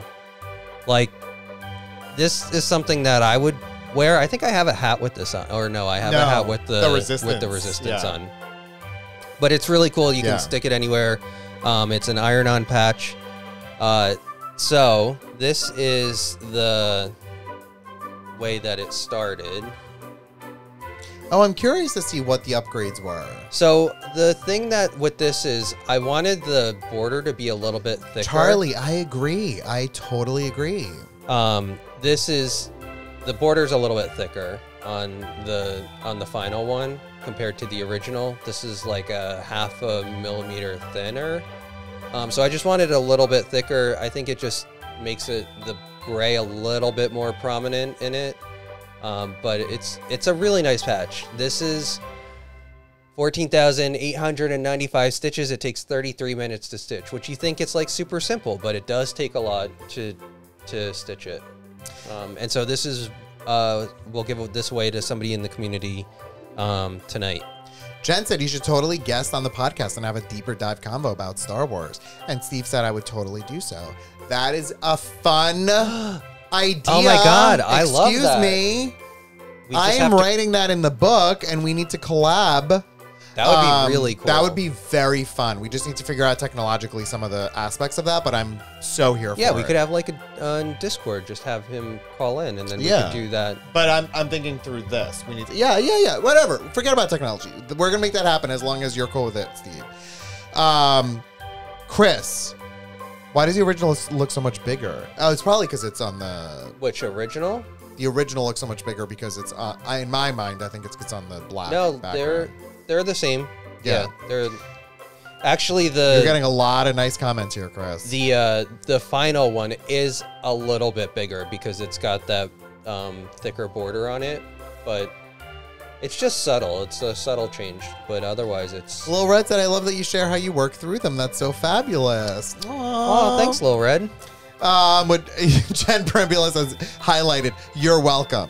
OGC said would totally be up for Star Wars podcast. Okay, yeah, let's get in on that. Oh, thanks, Ralph. Yeah, everybody's so sweet. Yeah, everyone is so kind here with your Rebel somebody's going to win it tonight. I don't know who. Rebel Alliance, yeah. These are the people actually from 4, 5, and 6 who are basically like Luke and Leia and them. Like, this is their symbol. I don't know that they had involvement in it. It's more the people who ran the whole shebang. The marketing department. Yeah, I forgot about that. The marketing department. Marketing department, yeah. Totally. I think they were on Alderaan, but they got out just in time. Yeah, excuse me, don't spoil it for people. We just spoiled the whole... We gave a synopsis. No, I'm saying for episodes 4, 5, and 6. Oh, yeah. That's Spoiler for Friday, alert. which, by the way... they had like 40 years. We have a little bit of an update on Friday. Wait, is it the Resistance? No, I think that's the Rebel Alliance patch. Hold on, are we like being silly right now? Resistance patch, or Resistance logo, Star Wars. No, the Resistance one is the spiky one in the middle, isn't it? Rebel Alliance patch. Oh, it's the same. I thought the Resistance was the spiky one. Or no, is that the First Order? Interesting. You know what? It's the same. And that kind of like totally makes sense. Because they're revisiting. Because the Resistance just becomes the Rebel Alliance. They're revisiting the return of something oppressing. Okay. Wow. Okay. Elias, did you play Super Star Wars and SNES back in the day? If so, thoughts? OG Steve, why do you have to bring up something so sensitive? I did not have an SNES, excuse me. And I suffered through having a Genesis, which I didn't suffer through. Me and Pete had a phenomenal time playing on our Sega Genesis, and we were like Sega Genesis fanboys forever. But we did not have an SNES, therefore we couldn't like deep dive into all the games that we wanted to play. Nintendo Licious asked, do you have one now? Nintendo Licious. Actually, I do not, and actually have never owned my own Super Nintendo Entertainment System. And if I owned one and we're married, and then do you also own half of all of my prior ownership? Technically, yes. If you can claim that Super Nintendo that you own still that's at your parents' house is yours, I don't think it's there. It's probably in the garbage. But so why are we even discussing that? Why did you even lead me down this path? I owned it, and I still think I own it. It's just in a garbage pile somewhere. Let's say you own the real... I don't know. It's probably in a closet somewhere. This is a sensitive topic for me and Pete because we both, I think, deeply always wanted a Super NES, but never wanted to admit that we wanted a Super NES because that means that we're unhappy with what we have. And we grew up in a very... like frugal household in the sense that like we really did well in not just splurging all the time on things because we knew we didn't have the money to support that. So we got what we got and we didn't get upset. Wait, Jen Brambilla is our curator for all of the patches, and she does an equal job in her trade as the librarian in the Jedi archives. And I need to just give her a final answer that I'm going to say this is the Rebel Alliance patch. Even though it could be in either way. But I'm going to say that because, you know, I can name my children, and I'm going to say it's the Rebel Alliance patch. Can you please replicate the line of what the librarian says when Anakin is... or Obi-Wan Kenobi is looking for something? In the archives. In the library archives. It's basically like going to the, what is it, the Congress? The Library of Congress. Yeah, the Library of Congress. Like going there and asking for some data that you expect to be there. And you say, I'm looking for it and it should be here. So the librarian is asking and he's like, well, it's not here. And she's like, if the record doesn't appear in the archives, then it doesn't exist. And she just stomps away. Like, listen, I love her, her conviction and her insistence that the archives are always correct. But somebody needs to give her a little bit of customer service training. Yeah, she did not have any. And she was fine up until that point. She wasn't even entertaining that conversation anymore. She's like, I'm sick of these people. I'm going on my lunch break. So the resistance we're learning is the same as the rebel in the sense that the concept behind them is the same, but they were just worded differently. Like the resistance was the prequel. We're wrong. No, the not resistance the prequel. Resistance 789. 789. So the rebels. Yes. Okay, the rebel. Yeah. Oh, Jesus Christ. Lil Red said, I wish I could win and wear these out. I got a great photo of the boys instead, and I don't enter the patch raffles because I got super excited for the winners. This is the greatest community. That is sweet, but you should enter. Yeah, totally enter, Red. Enter. Elias, you should get a Retron 5. You can play the original cartridges via HDMI connection. You know what, Steve? I still will not have ever had a Super NES unless Nintendo-licious, I'm sure, has a Super NES. Because you could she's go got to that the coolest retro stuff. And if you don't follow her, follow that account. It's Nintendo-licious, spelled that way. And it's the coolest retro stuff. You could go to that. And actually, what is it? Digital. I'm saying she has all the retro stuff. And OG Steve has all the retro stuff, He does too. have a lot of retro stuff, which is really cool. I wanted a Nintendo for Christmas, and my dad brought me home a Sega instead. Who said that? Lil Red. Lil Red. Oh, my God. Do you know what happened? So... Nintendo-licious, I have 2 and I'm bringing you one. This must be fixed. OMG. Lil Red, I wanted an SNES so badly for Christmas, and my brother wanted a Sega, and he was older than me, and my parents thought, oh, well, you know, Chris will probably play this and then never use it again if we got the Super Nintendo. And become valedictorian in all of his schooling. And so... what happened that Christmas is my brother did, in fact, get the Sega, and they said that if I still wanted it the next year, I could get the SNES. And so I waited a whole year, and I got the SNES the following year. And do you know that my brother never played the Sega? Of course not. And I played SNES all the time. I had all the, like, whatever games I played, I would play them through and through. And so, you know what? That's a story for the ages, and that older brothers take everything and they don't give. No, I disagree. I love my relationship with my older brother, but when I was younger, I feel like your brother is a friend more than a brother. Yeah, like because it's like he's just so. Pete is someone special, so it's like. I wish that you had the relationship that me and Pete had when you were younger with your brother, because I think a lot of things would have been different with your family. Like, I think as an older brother, it should typically be someone, and this is, everyone's different, but I'm saying as someone who's less experienced, and Pete's not more experienced and whatever, he always was someone who was with it. Yeah, like, but understood what was going on. And you got Qui-Gon, and I got stuck with Palpatine. So there's that. You're giving your brother that much credit that he can. I got stuck with stupid Palpatine. I don't think he could coordinate himself out of a cardboard box. No. So listen, folks. Elias, your appreciation for Sega Saturn redeems your lack of SNES. Thank you. Thank you. I appreciate it. Oh, Sam's sister just found a kitten in her yard. Adopt. Bring it in. Oh my God. So listen, it's unusual for me to play my recap video at this time, but I've worked on it and I want to show you. Oh, you have to show it. I haven't seen it, but it's a bit on the longer side, and the reason it's a bit on the longer side is because this is that infamous episode where me and Chris were blasted. I was in full drag. I looked remarkable.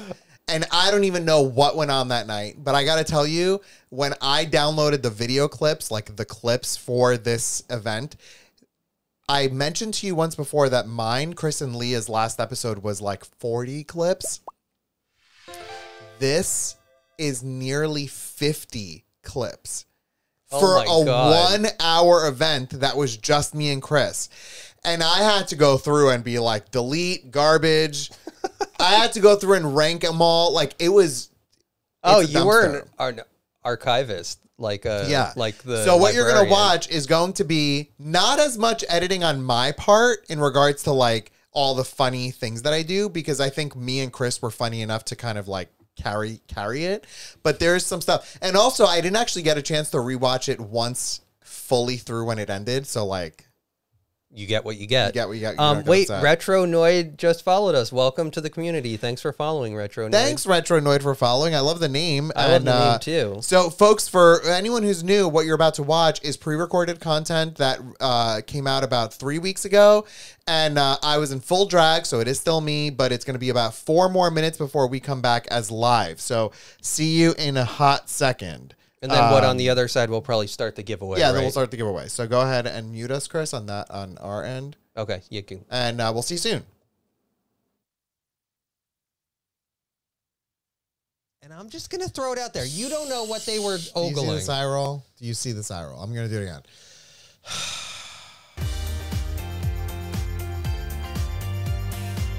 And on that note, I'm going to just change gears for a second and tell. Wait, you can't. I'm going to. No, because I'm driving. I'm drawing the narrative right now. I am Who driving. is the drag queen right now? I'm going to say yesterday was National Burrito Day. Woman's intuition. I know. On Instagram, I posted that tomorrow, bless you, bless you, bless you. Victoria Beckham-ish? No? Mm-hmm. Okay. Bye. Not Victoria Beckham. That's not Steven. Yeah. Imposter Steve. Oh my God. Imposter Steven. I'm here for how I look. I ran something in my jersey without the nip protectors. Oh my God. The drama, honey. Yeah. I have a serious request. Yeah. The next time that you do that, can I please be a part of it? Yes, of course. I really want to be a part of you presenting your pasties to the garbage. Rural. I hate it. That's not really how you say it. Is it really how you say it? Rural. Mayor. That he said mayor, like the mayor of Easttown. Chateauneuf-du-Pape. Chateauneuf-du-Pape. Nothing. Oh, what? I said Leah is the untold story. No, nothing. I don't think I get it. 500 bits. Yeah. Also, that's probably like one of your eyebrows right now. I don't know what that means, but yes, it's exactly it. Did you put on your, you put your lashes on tonight. Are you for real? What? What are you talking about? Your breasts get smashed into pancakes. I love pancakes though. Oh, now you're something about Mary. When I said, did your brains come out? And he just wrote back, yes. Literally pull the whole HEPA filter out and put a whole new one in. No, but the HEPA filter is the thing that's like back here. Literally, Darwin sitting there saying, no, no. You didn't say the magic word. This I put there for a reason, and it's coming out, and then they're saying, well, you know what? You did what you did. Maybe that's the only scenario when chest hair works because it provides a little bit of cushion for the pushing. Bam, bam, bam. Bam! Bam! You can have Angelina. That's fine too. What about Angelina? Acceptable. On the same note, a terrible realtor in front of Bam. Bam! Bam! Hi, you thought it was Elias? Nope. Bam. Bam! Bam! What else is Kirby gonna stick in his mouth? I'm a sexy woman. Why didn't I get stared at? I want to be stared at. Leah would like for me to blow a kiss. Do it. Okay, ready, Leah? This is for you. Leah, pay attention.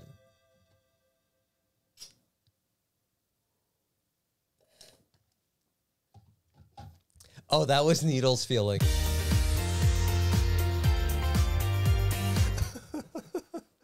How are we not canceled yet? Thank you, Lil Red, for the 100 bits. Oh my God, I can't. Oh, the rural juror. I say mayor like mayor, said Sam. Oh my God, I can't. The drama. Oh, the mammogram talk. Yeah, we were talking about that. I witnessed Chris taking off his pasties at the 275 challenge. Yes, you were there. Right into the drink cup for the bartender. No joke. I remember that.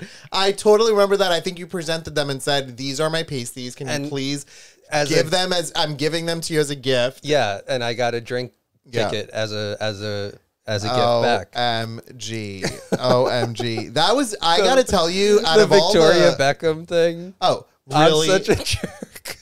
His little, I'm like, oh, I look like Victoria Beckham a little bit, right? And he goes, mm-hmm. And I meant to expand upon how much longer it showed, but I wrote gay lies at the bottom when he did his little, like totally not.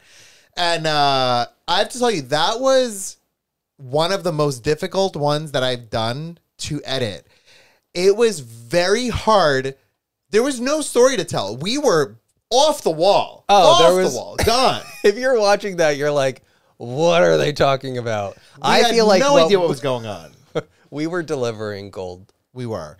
Also, if you go back and watch this and look at that particular moment with the Mayor of Easttown's poster art, it's gold. Not to toot my own horn, but it's pretty good stuff. There's a lot to unpack in that little 5 seconds there. So, yeah. Okay, I'm going to start the giveaway. So this is for the Rebel Alliance patch, custom made. This will go. Thank you, everyone. Thank you. Where is? Yeah, Chris, when he pulled down the sunglasses, I don't know why that was so funny to me. Oscar performances, yes. Oh my God, I can't. Here we go. All right, the raffle's live, so if you want to enter, if you're new to the channel, just type in !raffle. There's no charge for it. Subs get 5 times the tickets. Okay, I'm realizing we never did the quiz. I'm going to start the quiz now. Oh my God, yeah, do the quiz. And at some point, I don't know how it's going to work, but oh shoot, because everyone's going to be typing, and I don't know how that's going to work. I mean, Heather has been studying. I know. We have to do it. Yeah, how do you do it? I'm going to wait 1 minute. Get people enrolled, and then because it's going to be a lot of drama. It's going to be a lot of overlays and things, and I want to make sure that like no one's overwhelmed by what's on the screen. Okay. So listen, folks. Wait. So while that's happening and folks are entering the raffle, should we talk about logistics for Friday? Yes. So on Friday, we have misjudged the amount of time it's going to take us to get all over where we need to go for Chris's parents' 50th wedding anniversary. And so we're likely going to start maybe 15 minutes late. We will keep you all abreast of the situation on Discord as it goes on, but we're likely going to be late. Yeah, so if you're off where we're coming from. So Friday, we're going to talk about 4, 5, and 6. If you want to, we will deliver. We will provide all the things we did today, but we're just going to start late. And that's typically we go on 8 o'clock Eastern time, but we'll probably be on around 8:15 Eastern time on Friday. If you want to stay up to date, you can join the Discord for free. Just type !Discord and you'll get the link. Yeah, I'll do that now, but it's probably going to get lost in the midst of all of this stuff. So 9:45. No. 8:45. Are you being fresh, Jen? Oh, Pastor Jen said, holy hell, we're going to the beach this weekend and celebrating an early 50th anniversary for my parents. That's so weird. What are they? That's so weird. Sam said, I'm okay if you start 2 hours. Why is everyone saying we're starting 2 hours late? Although, Jen, I don't know, maybe. Although, look, I mean. Yes, Chrissy. Yeah, it's going to be a thing. Yeah, I've been dreading this for months now. I'm doing it because I'm supposed to do it, but it'll be a thing. We may shift 4, 5, 6 conversation till another day and just talk about what's going to go on there. Yeah, thanks, Chrissy. No, but I don't want to dwell on. I mean, it's just whatever. Although I did say, we're all of the siblings are paying for this party, and I said to my sister, because I didn't plan anything because I removed myself from everyone, I did say to my sister, I don't want to sit with any of the siblings. I want to sit with normal people. So that's how we're gonna go into this on Friday. I agree, Sam. Celebrating the weekend, celebrating this weekend when the actual anniversary is July 1st is quite early. Totally beach pleased. Yeah. Yeah, that's the plan. We're gonna do the. Oh wait, there's a gift. We have to get a. No, there's no gift. The gift is me actually going. Your presents. Yeah. Actually, you know what's crazy? I mean, a lot of my siblings I haven't seen since Christmas of 2019. My concern is I'm just being selfish and and like making it about me, as per I'm being very Elias about it. Is I am a loving husband to Chris and will walk the ends of the earth with him. And so there was a point in time where we sort of were like, you know what, we're going to separate from everyone and whatever. And so I did. And in doing so, now I'm nervous that like when we go You're there, the bad guy. No, not like that I'm going to be the bad guy. I'm nervous that there's going to be questions of like, hey, so like, what's up with this and what's up with that? I'm going to be like, wait, is someone calling me over there? I have to go. Bye. Yeah, I feel like we're going to have a lot of those. Oh, I need to take this. Yeah. Like, I'm going to take my phone out and be like, oh, work's calling. You have students on call. My 6th grade student really needs to know how to sing that part of the song. The Star Spangled Banner is really hot right now on TikTok, and they need to know. There's 6 total siblings, including Chris. Yeah. No, I mean, it's like a lot. It's a lot of people. It's going to be interesting. So, can you just go back? I want to see how much time has passed because I don't know if I want to do it. Yeah. Oh, we have 10 seconds. Yeah, let's wait. Enter. Let's finish this, and then I'll start the quiz. But stick around for the quiz. I want to test this out. I'm curious to see how this works. It may take a bit longer. It's in my mind, it should take 2.5 minutes, but it might take more like 5 to 10 minutes, depending on like the situations. So please stick around and let's try to see how this works. There are. We'll all call you too if you want. Wait, no, there's one. I have one brother, so there are 2 boys and then 4 sisters. Bernie.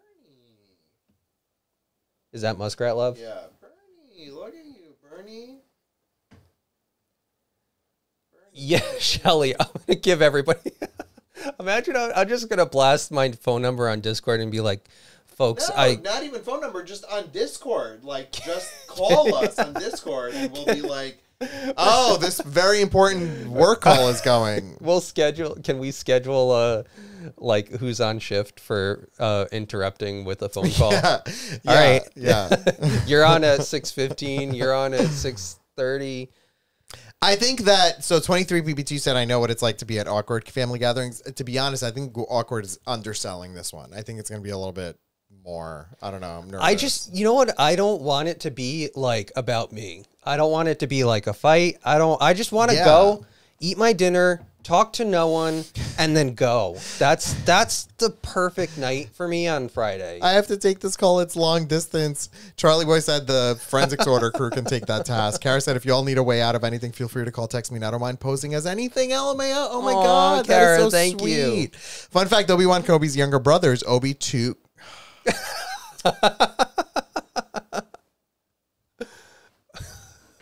You know, oh my God. I was all excited, and then that just happened. Okay, really? I'm closing the giveaway. So wait, am I drawing the winner now, or are we doing the quiz and then draw the winner? It's up to you. I'll let you decide on that. Well, we can do let's do the quiz. The problem is I just don't know how long the quiz will take. So I don't want it to be in this thing where it's like question 8 and it's like 14 minutes from now and everyone's like still waiting with bated Okay, breath. then I will pick the winner now. It may be 5 minutes. Is I don't gonna know. be I've never part done of it the live. Rebel Alliance, and whoever accepts this has to agree to not support Abisha, Marjorie you missed Taylor it by Greene. 1 second. Okay, say that out loud again. Sorry. Whoever accepts this is agreeing as part of the Rebel Alliance to not support Marjorie Taylor Greene. I'm just kidding. If you love her, No, I will be very vocal and say if you love her, you do not belong here on this stream. Okay, I'm drawing a winner. Oh my God. Are you serious? That is not rigged, folks. What? That is not rigged. I am dead. That OG Steve. Help us, OG Steve. You're our only hope. The literal rightful person won here. Folks, I am dead. telling you, I click a button. That seems rigged. in the best way possible. Sam said, thank you. But I'm very happy Steve won it because I know he will treasure it. So he won the what? Resistance or Rebel patch? I said it was the Rebel Alliance. Rebel Alliance patch. I think that he will Steve really said, enjoy I that. deserve it the most. No, I mean, this is no like shade. I just think that OGC will probably I have, know like, how some, much of a fan that he is. like wear it on a hat or something. Very, very cool stuff. All right, now folks, let's get started with this quiz. I have no idea how this is going to work. I discovered that there's these things called extensions that exist that are going to be overlays on your screen. And Sam. it works on mobile. It works on desktop.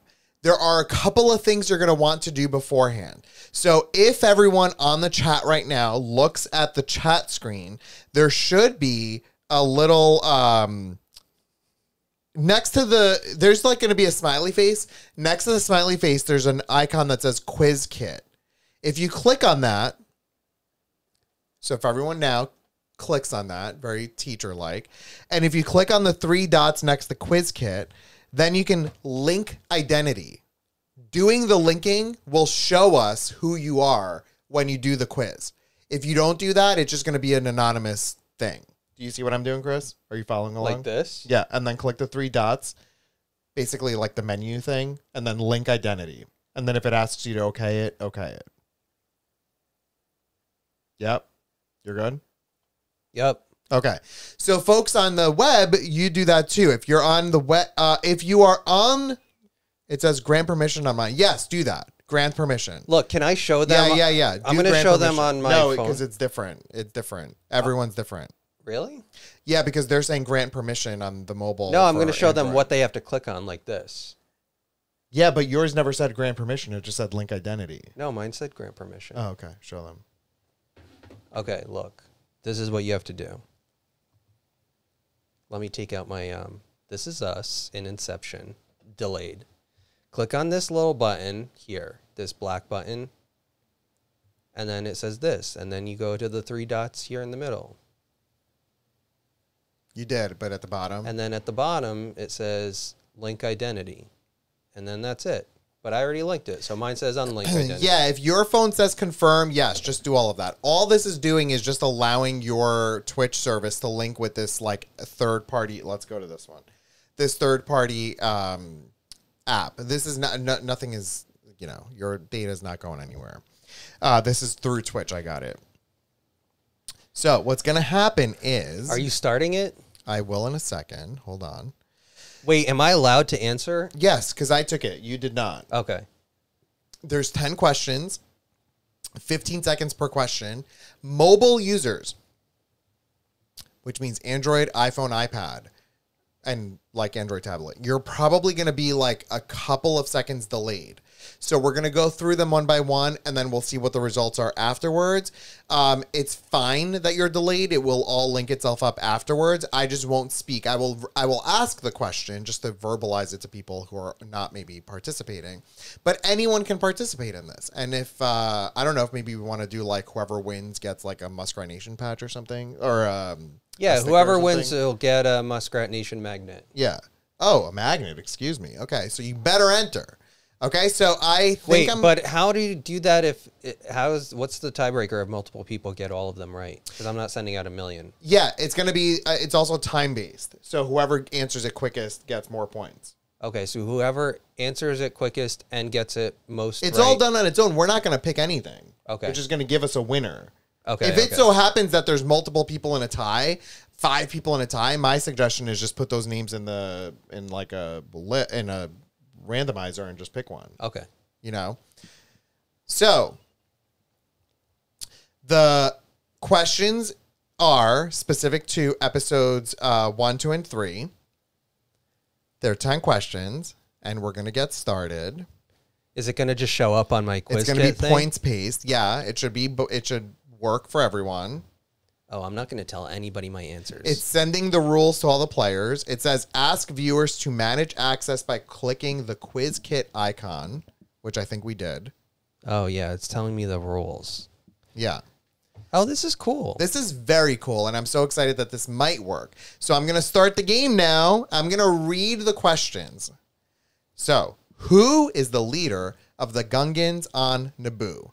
Jar Jar Binks, Queen Jamilia, Boss Nass, or Oto Gunga?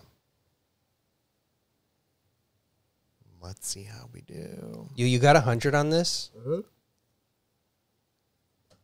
Christopher, do not look at my screen because I'm not the answers looking. are visible on my screen. I'm not looking. Okay, so I'm going to reveal the answer, and I think it sends it to people. This is very cool. There's about 20 people playing, and I'm so excited. The people Oto Gunga was going to be my second choice. I knew it was Boss, and that's... Oh, Chris, look at it. It's very cool. Oh, yeah, this is really cool. We didn't do the overlay, so it's not going to be recorded on the final product. I didn't... Yeah, that's fine. It's not working for me, said OG Steve. Click on... Wait, we're on question 2. I'll help you in a sec. Who owned Anakin Skywalker as a slave until he was freed by Qui-Gon? Oh, I know. Watto, Greedo, Jabba the Hutt, or Sebulba? OG Steve, I don't know why it's not working for you. Oh, there's a quiz kit icon. Yeah, on the chat. I don't know what device you're on, but if you're like on your iPhone, there's a quiz kit icon. Look for it and click it. Like in the chat section. Oh, I think I got this one. Okay, let's see what the answer is. The answer of who owned Anakin Skywalker is Watto. Oh, I said it out loud. Sorry, I didn't mean that. Because I think we're all a little delayed. Yeah, but they're delayed. And this is getting folks, sent by the way, faster. this is a bit experimental. So, like, I want to get all of your feedback afterwards and tell me what worked, what didn't work. Greedo is another good answer, I think. And I feel like these are... Greedo is not a good answer, excuse me. No, this is I'm saying episodes it's... 1 through 3. We are talking about 4, 5, 6. I'm saying that it sounds like Watto. Okay. I just want to be mean. I'm going to win my own magnet. For what reasons does Yoda not want to train Anakin? He's too tall and whines too much. Yoda thinks he will fall to the dark side. He's too old and Yoda senses fear in him. Or he's too old and too rebellious. Do not laugh, excuse me, Christopher. I mean... that might be someone's answer. No, I'm just saying, which do we think? Like, if I were to answer this, it's different probably than what Yoda thinks. And I'm saying I relate to... Sam said, I'm right on time using my phone to play, but listening on stream. That's awesome. Okay, we got an answer. We are moving on to question 4. I'm so excited that this works. He's too tall and whines too much cool. is my favorite. That's the right answer. Someone picked that one. It shows I know, you that's that. the right one. Yeah, Chris, we definitely have to put that up on our VOD, like our recording next time.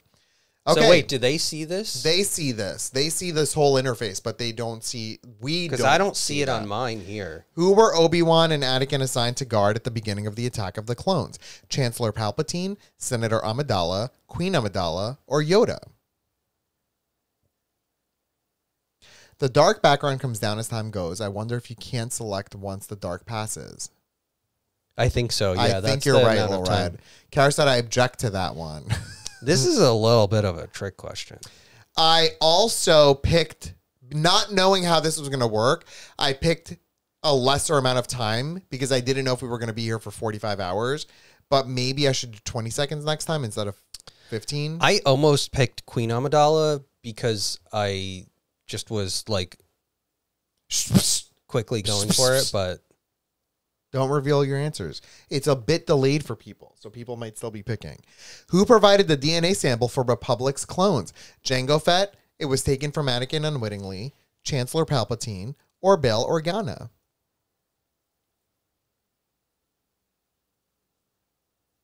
Yeah, Kara, I'm realizing that there definitely needs to be a bit more time, for sure. I might end up even doing 25 seconds next time. The default was 20. I picked 25. I picked 15. Peach sorry. Please said that she's playing on 2 devices and still sucking. All right, moving on. This is very cool. Yeah, I'm good so job, excited Elias. This is all working. you. All right, sending to players, and I think it's showing up there. Oh, folks, I'm going to win. By the way, I gave the answer to that one earlier in the stream. I'm a good teacher. Next one. What is the Sith name of Count Dooku? Darth Sidious, Darth Tyrannus, Darth Vengeance, or Darth Plagueis? I also gave Teacher mode. Teacher alert. Teacher alert. Nerd alert. Nerd alert.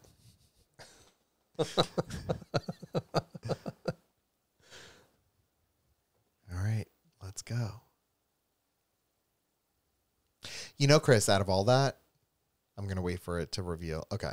I don't know who Darth Vengeance is, if that's in fact a real person. I don't know that name either. Yeah. Ooh. Really, folks? Oh, wait. No. Yeah. Yeah. No. yeah, Most but got really, Sidious. yeah, no. But we didn't.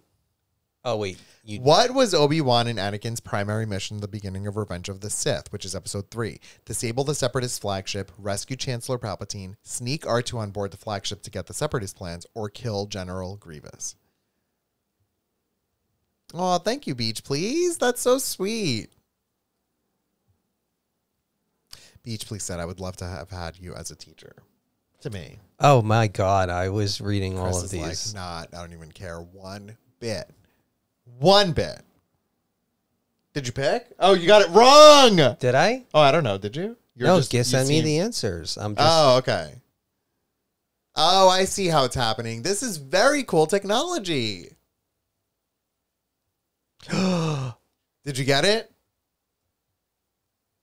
Oh my God! Revenge of the Sith. I was thinking.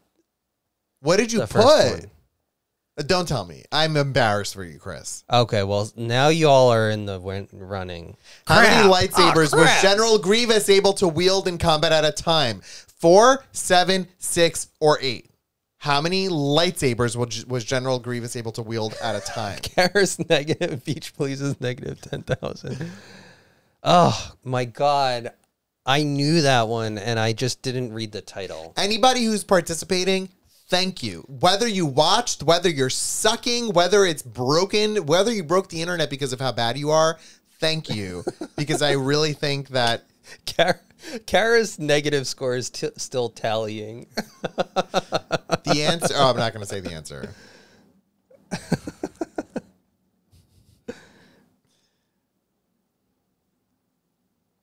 So when I'm sending it to players... Oh, I see. I see it on my end. Yeah. Oh, so that's the answer. Okay, I get it. This is cool. What was the exact order Chancellor Palpatine gave to the clone troopers before they turned on the Jedi? Execute Order 66, Order 69, Initiative Directive for Oblivion, or kill the Jedi? Oh my God. When was Also, this is fun. I agree. This is totally fun. Answer E is order Taco Bell. Well, I mean, that's always the case. Chancellor Palpatine calling us and like, so order Taco Bell. Is my door. I'm curious. How many questions are there? 15 or 10? 10. Yeah, I think that may have been the last one. No, I have one more. Oh, maybe one more. Oh my God, I'm so mad I missed that one question. Are you going to divorce me now? No. At the end of Revenge of the Sith, what happened to C-3PO and R2-D2? They were both memory wiped. C-3PO was only memory wiped. Bail Organa took them back to Alderaan. They escaped Coruscant. Okay, wait. So, folks, I am realizing I effed this one. And I picked the wrong one as the correct answer. So, I don't know what to do here. I don't know what to do. Wait, how did you pick the wrong one?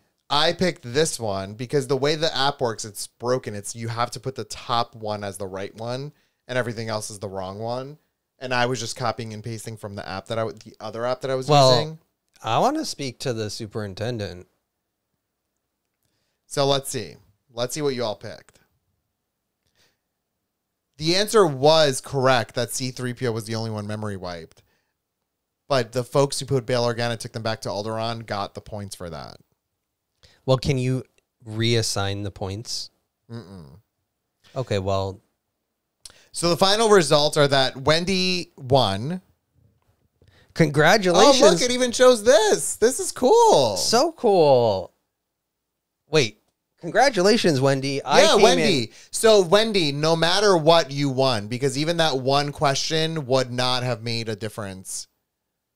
Yeah, because it was only possible 15,000. So Wendy totally won. You officially won. And that last question was, in fact, wrong on my part. And thank God you won and this worked out this way, because I wouldn't have a clue what to do. But Wendy, you won. C. Markson came in second. Good job, Chris. Thanks. High five. Marimar came in third. Paul McGrane came in fourth. And Charlie Boy came in fifth. Charlie Boy's a great student. I mean, look, she was uncertain and coming in fifth. There were nearly 30 people playing that, which I think is phenomenal. And I'm so excited. Embarrass Kara and see how negative her score was? Kara, I'm putting you on the spot, but you know I love you. I'm confused. Question score? Oh, maybe Kara might not have linked. Yeah. I will say that the top 15 were in the positive, and then the remainder up until 30 were in the negative. Can you go up on this? Oh, okay. Yeah. What is question score? I can't tell. It's like... Oh, maybe it's just out. Oh, I don't know. End game. All right, that's it. It's over. That is so cool. That was a ton of fun. And I'm so Congratulations, here for it. Wendy. I'll send you a Muskrat Nation magnet. Oh, my computer just broke. Wow, what a perfect time for that to have... Or not broke, died. So what this means is on Friday, we'll have a little bit more knowledge on how to do this. Folks, please now, like if you can in the next minute, just let me know if you experienced anything weird. So OG Steve, I know you said it didn't work, and we're kind of weird, so we're weird. Jen, I'm on it. Yes.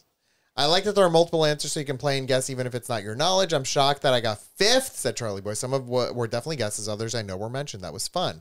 Have a great night, everyone. May the 4th be with you. If there was any immediate issue, let me know. But I wonder what happened with one issue. Question 10. That was an issue. I know. That was my fault. But you know why? It was... Just blame it on the Scantron. No, it was... The Scantron smudge or something. So I've mentioned my study hall before, folks. And it just was a lot. There was a lot going on. That was it. I was trying... during the study hall, as a teacher, I just literally sit there and, make sure people don't, get hurt. Yeah. So, I have my computer out, so I'm working on this stuff when I have time. And so that's what I was doing. OG Steve said I missed, the first question. Yeah. Okay. So maybe next time I will add a bit more time for your ability to answer the questions. It was pretty quick. So we need to do the overlay and you need to get the answers right. What I mean by the overlay is when I do these when I get to this in the highlight reels, I will not visibly see those overlays that you all saw. They'll only appear on this live video. They're not going to appear in the recorded video unless I do something which I didn't do. So I hear you, Lena. It was too fast. We're going to fix it for next time. Yeah. Yeah, for sure. See his daughter, for sure, we'll do that. Can we do trivia nights as a regular thing? Perhaps. We'll figure it out. The problem is, I will say, it actually is very long to make that 10-minute thing. It took a lot of time. But it's fun, Elias. So, it takes a long time to make patches, too, but I like it. No, I know. I'm just being realistic. Amidst all the million other things that we're doing, I just want to make sure we're not... Well, we'll figure it out. What's the word? We're not... overdoing it. No, we're not advertising more than we are providing. I don't know, something like that. False advertising. There you go. False advertising. Okay, folks. So we're going to go and hopefully not have to clean up poop from stress. Who knows? And we'll see once you. A month. Once a month is very doable. Even possibly once a week. We never know. Over-promising and under-delivering. That's what I'm trying to say. Yeah. Thank you, Charlie Boy. Oh, Charlie Boy is Do a drag race. getting a gold star race quiz, tonight. Katie. Katie, if Charlie that was the Boy case, is teacher's pet tonight. Yes. Charlie Boy, I'm sorry, Katie, if we did a drag race quiz, I think me and you would be tied for first and Chris with a very close second. Sorry, Chris. That's okay. At least I get the answers right when they're right.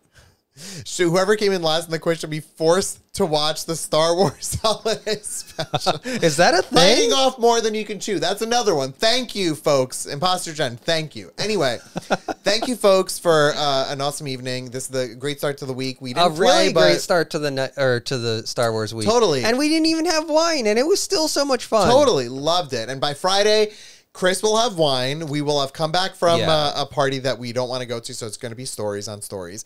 And if what's a word? If a hype train happens on Friday into Saturday, whichever one of the days, if something happens, Chris not apparently, I was there.